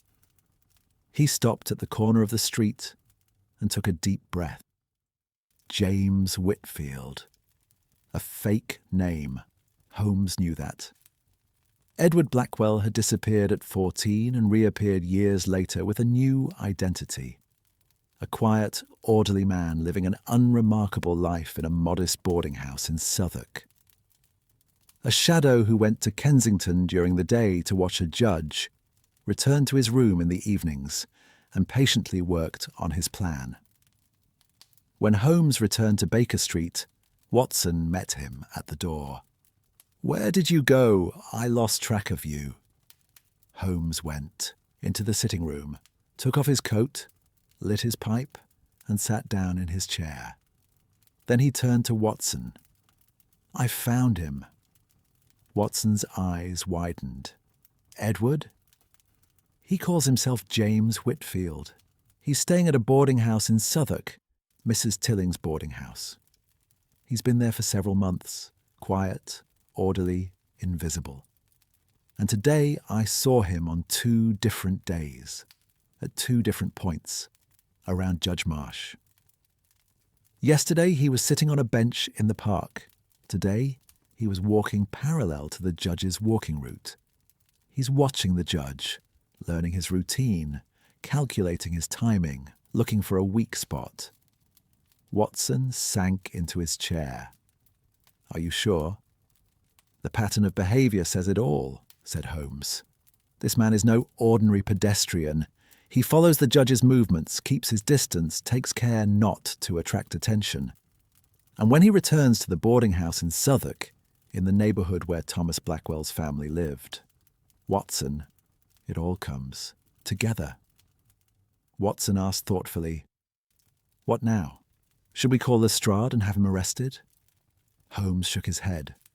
A decisive yet calm gesture. "No, we don't have any hard evidence yet. What are you going to arrest a man staying in a boarding house, walking in the park? For? Surveillance? You can't prove that." "I know James Whitfield's identity is fake, but proving that in court takes time. And most importantly, if Scotland Yard gets involved, a large-scale operation will begin. Police cars, uniformed officers, interrogations. Edward will notice and disappear. He disappeared once when he was 14 and was never found. If he disappears a second time, we won't find him. Then what will we do?" Holmes took a long drag on his pipe. As the smoke curled toward the ceiling, his eyes were fixed on the flames in the fireplace. "We'll catch him attempting his next murder," he said. "He'll approach Edward Marsh, we know that. We'll be there before him. We'll wait at the judge's house, at night, in the dark. When Edward arrives, we'll catch him red-handed, gun in hand at the judge's house in the dead of night. That will be sufficient evidence." Watson objected. That's dangerous. Edward has killed 3 people. He's a cold-blooded, methodical killer. Aren't we putting the judge at risk? We won't be putting the judge at risk, said Holmes. The judge will be at home but will be protected. We'll intervene the moment Edward enters the house. We won't let him reach the judge. Timing and position are everything. Watson thought for a long time. Then he nodded. I trust you, he said. When? Holmes looked out the window before answering. London's nightlights flickered in the distance. Somewhere in Southwark, a man using the name James Whitfield sat in his room, perhaps reviewing tomorrow's plan. In Kensington, a judge read his book in his library, unaware of how close the danger was. Soon, said Holmes. Edward will act once he completes his routine. A few days, maybe a week, but not much longer. Edward is a patient man, but he has a plan, and he sticks to it. We must be ready. Watson thought about his gun on the top shelf of the cabinet, in its case, clean and oiled. He would take it out tomorrow and start carrying it with him. Holmes put down his pipe and closed his eyes.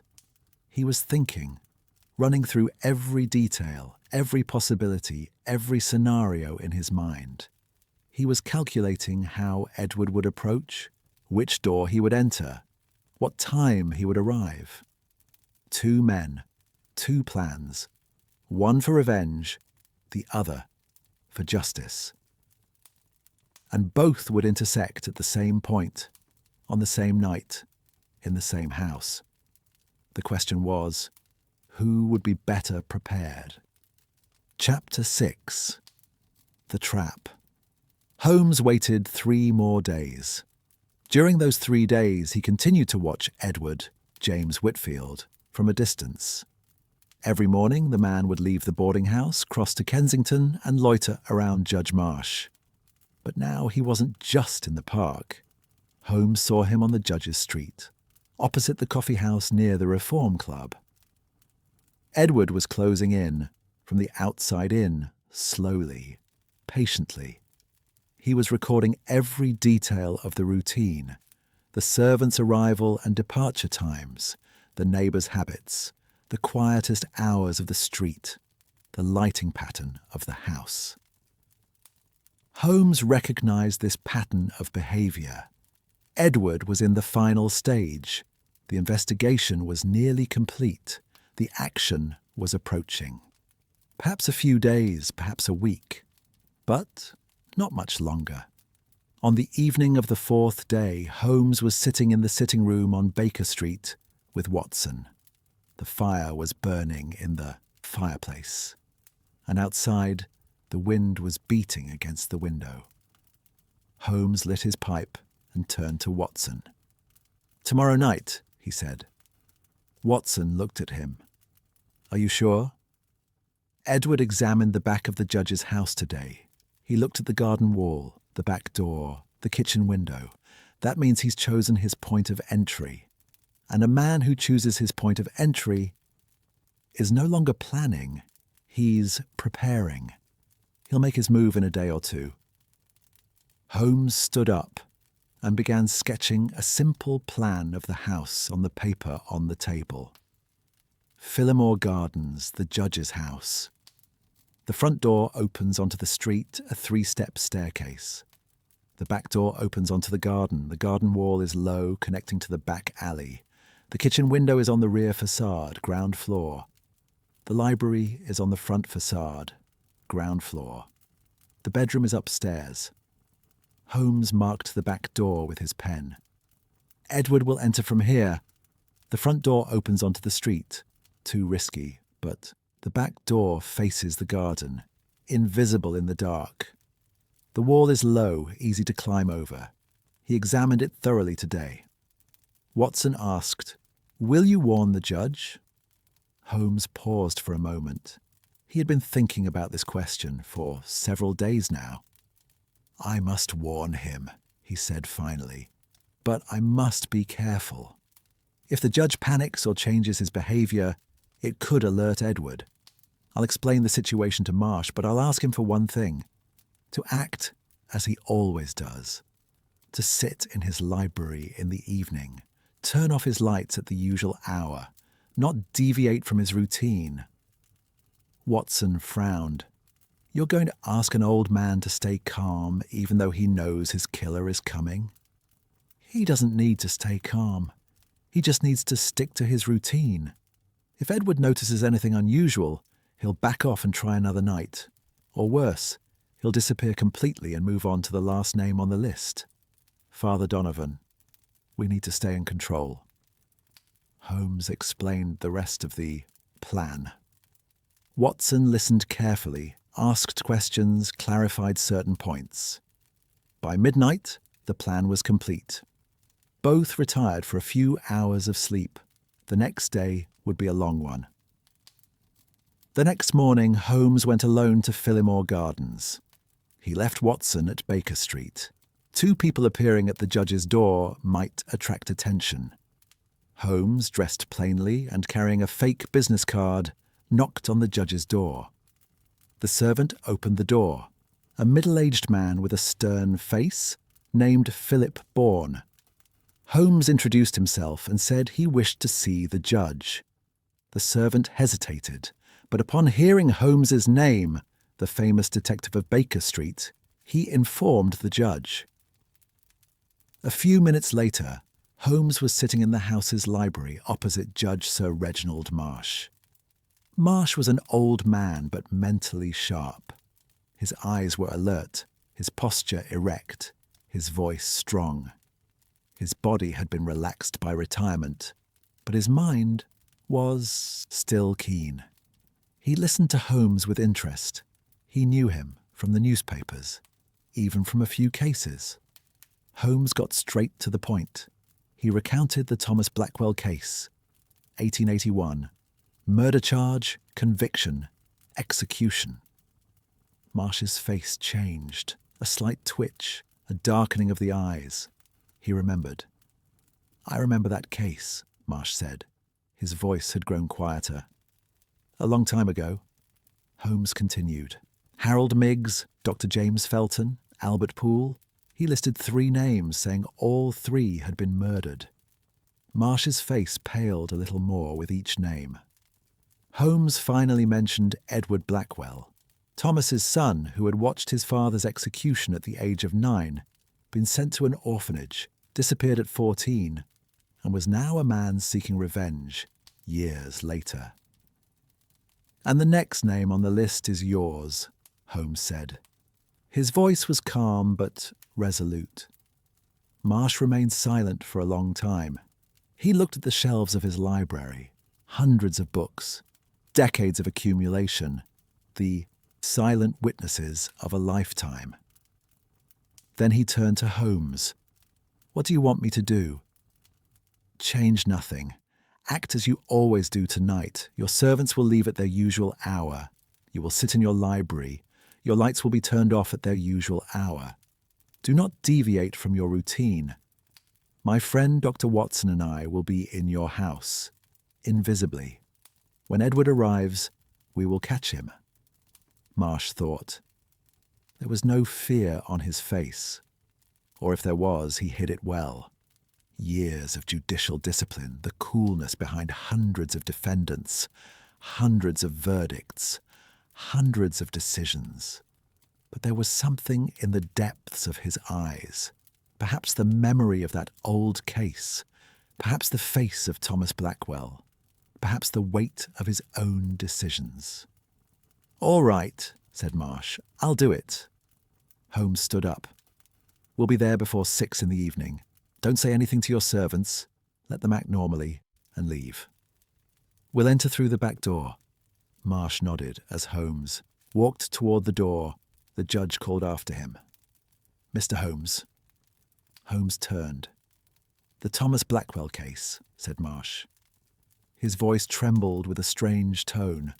Regret, fatigue, or something else, it was hard to say. Back then, everything seemed so clear.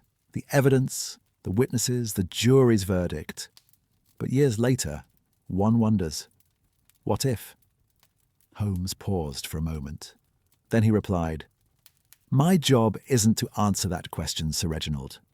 My job is to catch the man who will be at your house tonight." And he left. Around 6 in the evening, Holmes and Watson approached the judge's house from the back street of Phillimore Gardens. It was getting dark. January's short days left an early twilight. The light from the street lamps didn't reach the garden wall. The back was dark. Holmes climbed over the garden wall. Watson followed him. They walked through the garden to the back door. It was open. Marsh had done as instructed. They entered. The Yonker. Kitchen was dark and silent. The servants had long since left. Holmes moved silently through the house. He checked every room, inspecting the windows, doors, and entry points. Then he showed Watson their positions. "You will wait inside the back door," said Holmes. "The corner where the kitchen meets the hallway. From there you can see both the back door and the hallway. Stay in the dark. Don't make a sound. When Edward enters through the back door, let him pass. Don't intervene. Let him come in." Watson asked, "Why aren't we intervening immediately?" "Because entering through the back door isn't a crime in itself. The defense lawyer could even claim he knocked on the wrong door. We need to wait for Edward to enter the judge's chambers, to make his intentions clear. That's when we'll intervene." Watson nodded. He checked the gun in his pocket. Loaded, safety off, ready. Holmes went into the library himself. Marsh was sitting in his chair, as usual, with a book on his lap. Holmes approached the judge. "Everything is ready," he said quietly. "You stay here. Read your book. Turn off the light at 10 o'clock and go upstairs, as usual. Edward will probably come after the light is turned off, expecting the house to be dark and quiet." "What if he comes before the light is turned off?" asked Marsh. "Then we'll be ready. But we know Edward's habit. He chose late hours for the previous 3 victims.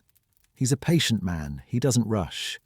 He'll wait for the house to be completely silent and dark." Holmes moved behind the heavy curtain in the corner of the library. From here he could see the entire room, but he himself was invisible. He tested his position. He could step out from behind the curtain in 1 step and reach the middle of the room in 2. And they began to wait. Hours passed. Marsh read his book. He actually turned the pages, but it was doubtful how much he actually read. Occasionally he took a sip of his tea, threw a log on the fire in the fireplace. From the outside, it looked like any other evening. At 10 o'clock, Marsh closed his book, turned off the light, and went upstairs. The light in the upstairs bedroom came on, then went out a few minutes later. The house was plunged into darkness. Holmes waited behind the curtain. His eyes adjusted to the darkness. The silhouettes of the library came into focus, the dying embers in the fireplace giving off a faint glow. The silence was absolute. Only the house's own sounds could be heard, the creaking of wood, the faint rattling of pipes, the wind against the windows. Watson waited in the kitchen. In the darkness, his back against the wall, gun in hand. It was cold. The kitchen's stone floor radiated coldness up from his feet. But he didn't move. Holmes's instructions were clear. Be quiet. Wait. Don't miss the moment to intervene. 11 o'clock. Nothing happened. 11:30. Silence. As midnight approached, a voice inside Watson said, "He won't come tonight. Maybe tomorrow, maybe the day after. Maybe Edward had changed his plan. Maybe he had noticed something, maybe—" A sound came from the garden. A light, almost inaudible sound. The weight of a careful step, a shoe pressing on the grass. Watson held his breath. His heart raced, but his hand remained steady, the hand of a soldier accustomed to holding a gun. A few seconds passed. The back door handle turned slowly, deliberately, inch by inch. The door opened.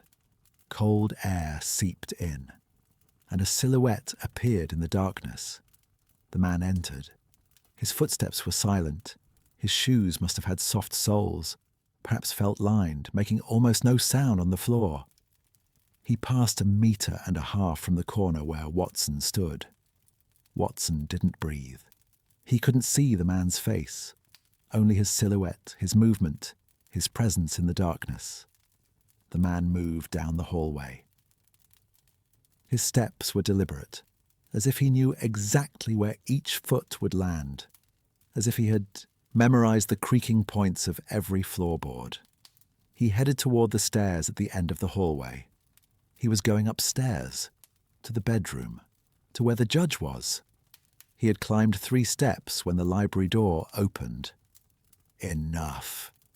Holmes's voice cracked through the darkness like a whip, short, sharp, leaving no room for argument. The man stopped. On the stairs, on the 3rd step, one hand on the banister. He didn't move. He didn't turn around. Holmes stepped into the hallway. He held a gas lamp. He lit the wick, and an orange light filled the hallway. Shadows danced on the walls. The man turned slowly. Holmes saw Edward Blackwell's face for the first time. A man in his mid-20s. An ordinary face, neither handsome nor ugly, neither striking nor conspicuous. Brown hair, brown eyes, a straight nose, a tight jaw. There was no fear on his face, no panic, not even surprise, just a calculation, an expression assessing the situation, weighing the options, calculating the probabilities. Edward had a knife in his right hand, short, narrow, sharp, clean and well maintained. It hung from his hand, not in an attacking position, but it was there. Holmes spoke in a calm voice. "Drop the knife." Edward looked at the knife. Then he looked at Holmes. Footsteps were heard behind him. Watson was coming down the corridor, his gun pointed at Edward. Edward looked at both of them. 3 seconds passed, long, tense, frozen seconds. Then Edward's shoulders dropped. A slight, almost imperceptible movement, but the physical expression of surrender. He dropped the knife. It clinked against the metal step and fell silent. Edward descended the stairs.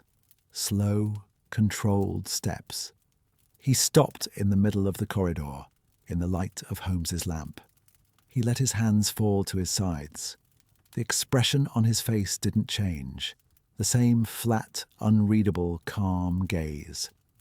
He said not a word. Holmes looked at Watson. Watson didn't lower the gun, but he took his finger off the trigger. The danger had passed. Edward hadn't resisted, wouldn't resist. They both sensed it. Holmes walked to the door and went outside. He signalled to Lestrade, who was waiting at the corner of the street. Holmes had kept Lestrade nearby just in case, not letting him into the house directly but within reach. Lestrade came running with 2 officers. Edward still hadn't spoken when he was handcuffed. Lestrade asked him his name. Edward didn't answer. Lestrade read the charges. Edward listened but showed no reaction. As the officers led him out, he paused for a moment at the judge's door and looked up at the bedroom window. The curtain was drawn back. Judge Marsh was looking down at... 2 pairs of eyes met for a moment, not even a second. Then Edward turned his head and was put into the police car. Holmes gave Lestrade the address of the boarding house in Suffolk. Lestrade sent a team. Mrs. Tilling was surprised to find the police knocking on her door at midnight, but she did not object. Edward's room was searched. What was found confirmed everything Holmes had expected. In the desk drawer, a complete copy of the Thomas Blackwell case, court records, witness statements, the judge's ruling, the execution record. handwritten copies, each page carefully arranged. In the bottom compartment of the drawer, a list of 5 names: Harold Miggs, Dr. James Felton, Albert Poole. These 3 names were crossed out: Judge Sir Reginald Marsh and Father Donovan. These 2 names remained untouched. In a separate envelope, detailed notes on each victim's daily routine: times, addresses, habits, neighbours' schedules, the most convenient entry points. A separate page, a separate plan for each victim. In a small box under the bed, various identity documents, a lease agreement in the name of James Whitfield, several reference letters, all fake. Lestrade gathered and sealed the evidence. Holmes examined everything, took notes and turned to Watson. "There you have it," said Holmes. His voice carried neither triumph nor satisfaction, only the acknowledgement of a job completed. The case file proves the motive. The list shows the targets. The crossed-out names confess to the murders, and the routine notes prove the planning. Edward Blackwell, James Whitfield, guilty of 3 murders and caught in the act attempting a 4th. Watson looked around the small, orderly room of the boarding house. The bed was made. His shoes were lined up by the door. The glass of water on the windowsill was half full. Everything was in its place, a reflection of a life that was orderly, controlled, meticulous. And beneath that order, at the bottom of the drawer, a list of 5 names. Watson wanted to say something, but couldn't find the words. Holmes had already walked to the door. Outside, the night was deepening. The streets of Southwark were silent. As Holmes and Watson walked back to Baker Street, neither of them spoke. Everything that needed to be said had been said. Everything that needed to be done had been done. Only the trial remained. Chapter 7.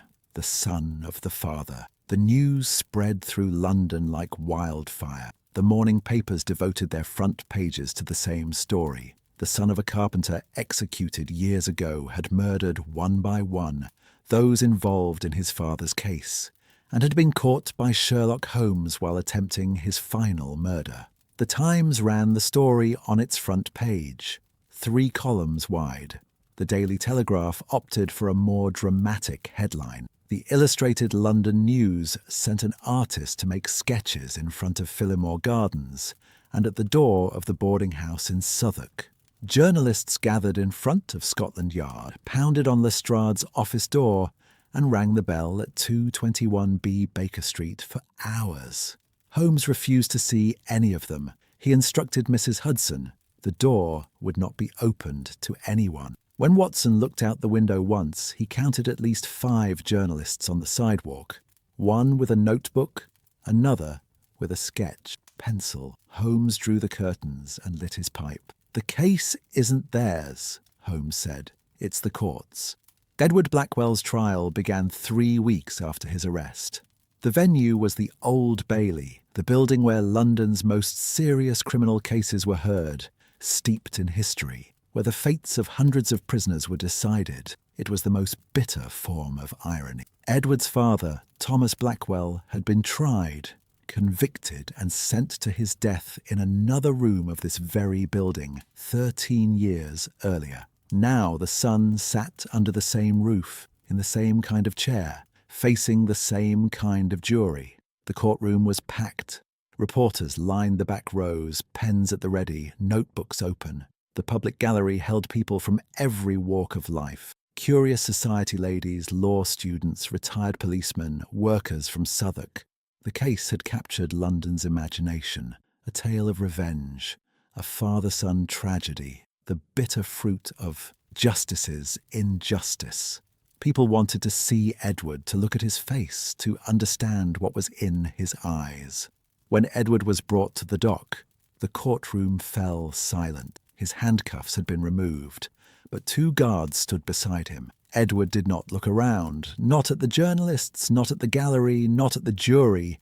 He looked straight ahead, his gaze steady and fixed, as if he were alone in the courtroom. Watson sat with Holmes on the side of the courtroom, near the section reserved for witnesses. Watson was seeing Edward properly lit for the first time, not by the flickering light of the gas lamp in the corridor that night, but by the daylight streaming through the high windows of the courtroom. He was an ordinary man. In his mid-20s, was of medium height, neither large nor thin, with brown hair and brown eyes. If you saw him on the street, you wouldn't look twice, and perhaps that was precisely his strength, his invisibility, his ordinariness, his ability to blend into the crowd. As someone who had killed 3 people and attempted to kill a 4th, there was no trace of the expected evil, madness, or savagery on his face, just a calm, tired face, bearing the weight of an unfinished job. The prosecution presented its case. The evidence was overwhelming. The copy of the case found in the boarding house room, the list with 5 names, the crossed-out names, the routine notes on each victim, the fake identity documents. Caught in the act at Judge Marsh's house late at night, knife in hand. Witnesses were called. Lestrade recounted the night of the incident. Holmes explained the evidence and the investigation process. Mrs. Tilling described her tenant. Edith Garner recounted how she found Albert Poole's body. Martha Coburn recounted Dr. Felton's last days. When Holmes was called to the witness stand, the courtroom fell silent once more. Holmes spoke as usual, clearly, concisely, without unnecessary words. He explained how he had linked the 3 murders, how he had found the 1881 case file, how he had tracked Edward, the surveillance process, and the moment of the arrest. Each sentence conveyed a fact, each fact linked to the next. There was no emotion in Holmes's narration, no pity for Edward, no compassion for the victims, no commentary on the tragic dimension of the revenge story. Only facts, evidence, and a chain of logic. The prosecutor asked Holmes, "Mr. Holmes, what do you think about the defendant's motivation?" Holmes paused for a moment. Then he replied, "The evidence found in the defendant's boarding house room clearly shows that the motive is linked to the 1881 Thomas Blackwell case. The defendant targeted those who played a role in his father's conviction and execution. This is an act of revenge. Could there be another explanation? The evidence does not permit any other explanation." Holmes stepped down from the witness stand and returned to his seat. Watson studied his friend's face, as unreadable as ever. It was impossible to tell what Holmes felt about this case. Perhaps he felt nothing. Perhaps he felt everything but chose not to show it. The defense attorney did his best, but his material was limited. He brought up Edward's childhood trauma, his father's controversial conviction, his years in the orphanage, society's abandonment of him. He sought mitigating circumstances, mental health, post-traumatic stress disorder, temporary insanity. But Edward was no help with any of these defenses, because Edward had not uttered a single word throughout the trial. He hadn't spoken to his lawyer.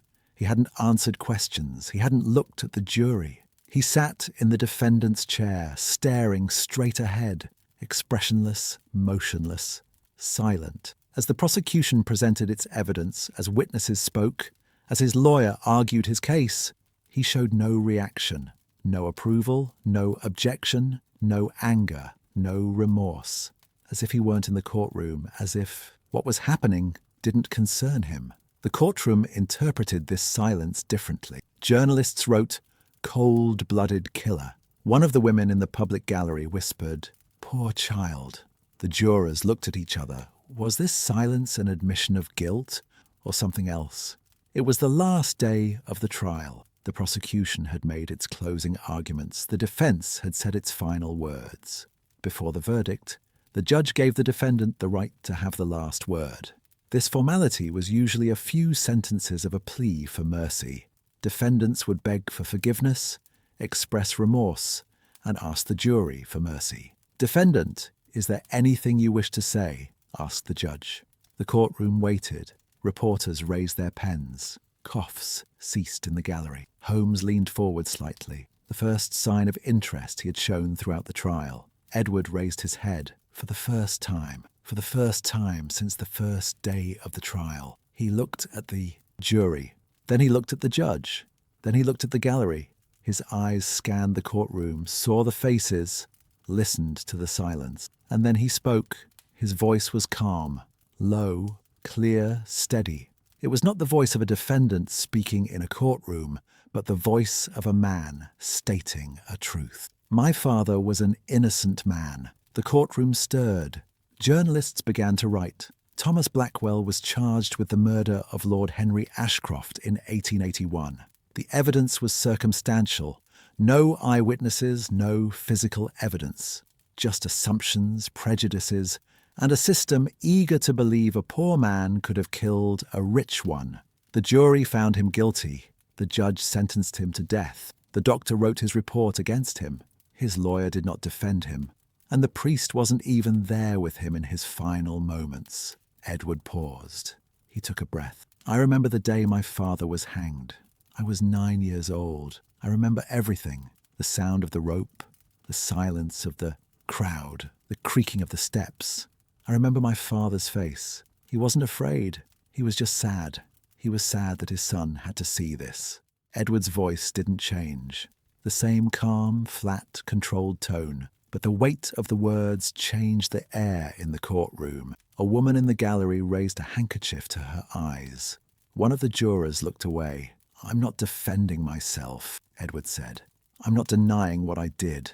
I killed Harold Miggs, James Felton, and Albert Poole. I was going to kill Reginald Marsh. And Donovan, too. This is a confession, and I have nothing else to say. Edward looked at the jury. 12 pairs of eyes were fixed on him. But I want you to know this. My father was not a bad man. My father was a carpenter. He worked with his hands. He earned his bread honestly. He taught me to read and write. He told me stories in the evenings. And one morning, they took him away, and he never came back. Edward looked around the room one last time. Then he lowered his eyes. That's all I have to say. And he said no more. When the jury retired to deliberate, the courtroom did not empty. No one rose from their seats. No one left. Everyone waited. The air was heavy, the silence oppressive. Watson looked at Holmes. Holmes sat in his chair, legs crossed, fingers interlaced, eyes fixed on a single point. He was thinking, but Watson could not read his thoughts. The jury returned in 40 minutes. 40 minutes. Neither long nor short. Some trials lasted hours, others minutes. 40 minutes suggested there had been debate, but that the outcome was inevitable. The jury foreman stood up. The judge asked, "Has the jury reached a verdict?" "Yes, Your Honor." "What is your verdict?" "Guilty." The courtroom stirred, but no one was surprised. Not a muscle moved on Edward's face. He already knew. Everyone knew. The judge announced the sentence: death, execution.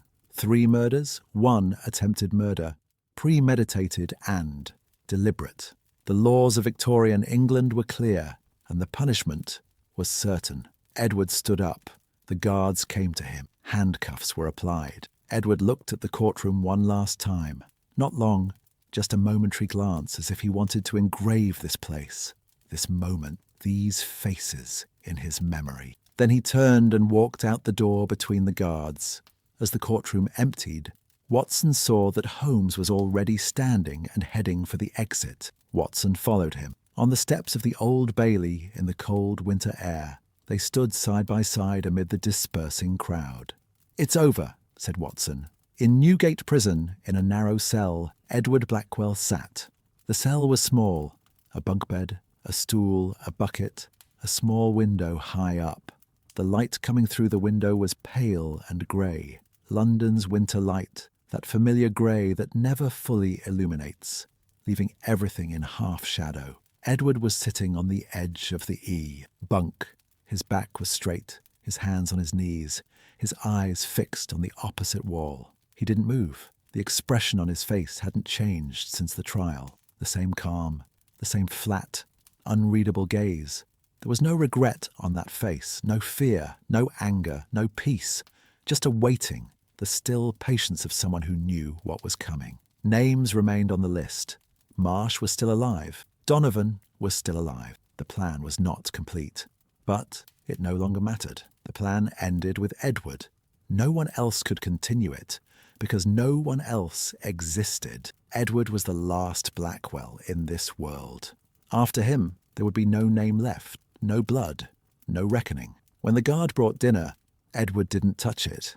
The guard said something, it didn't matter what, and closed the door. The sound of the metal door echoed down the corridor and faded away. Edward looked at the window, that small, iron-barred high square of light. Outside, the sky was beginning to darken. Another London night was falling over millions of people, over millions of rooftops, over the Thames, over the narrow streets of Southwark, over the backyards of Whitechapel, over the white-fronted houses of Kensington, and over the thick walls of Newgate. Edward closed his eyes. Behind the darkness, an image appeared, an image that appeared every night, never fading, remaining as clear as it had been for 13 years.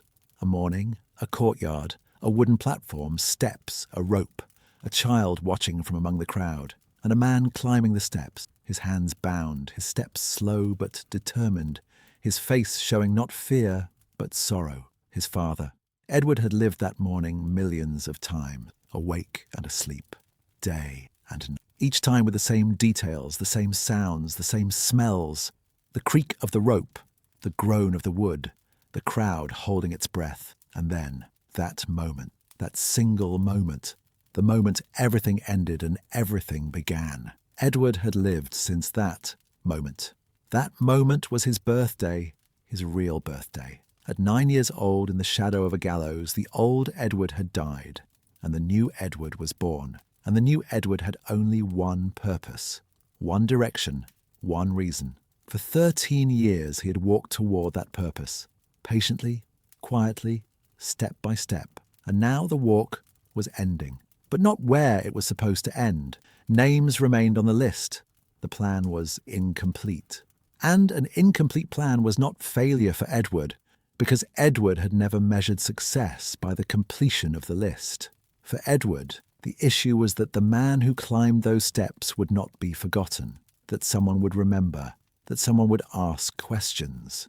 And Edward had asked, not completely, not to the end, but he had asked. Edward opened his eyes. He looked at the wall. There were scratches on the stone surface, marks left by previous prisoners, notches, letters, years, decades of accumulation. These walls had seen a lot, heard a lot, and soon they would hear another voice. Or they wouldn't, because Edward was a quiet man. He had come quietly, and he would leave quietly. He lay down on his bunk. He pulled the blanket over himself. He looked at the ceiling. In 1881, a father had walked to the gallows. His steps were slow but determined. He had left behind a 9-year-old son. The son had grown up, waited, taken action, and now the son was walking the same path. The same walls, the same iron doors, the same end. The cycle was closing. Edward closed his eyes. Outside, London breathed in the night. The Thames flowed, dark, cold, unstoppable. Millions of people slept. Millions of dreams were dreamt. Millions of stories were told. And in a cell at Newgate, between stone walls, on a narrow bunk, a man lay silently, neither regretful nor afraid, neither finished nor begun, just there, in the darkness, in the silence, outside of time, his father's son.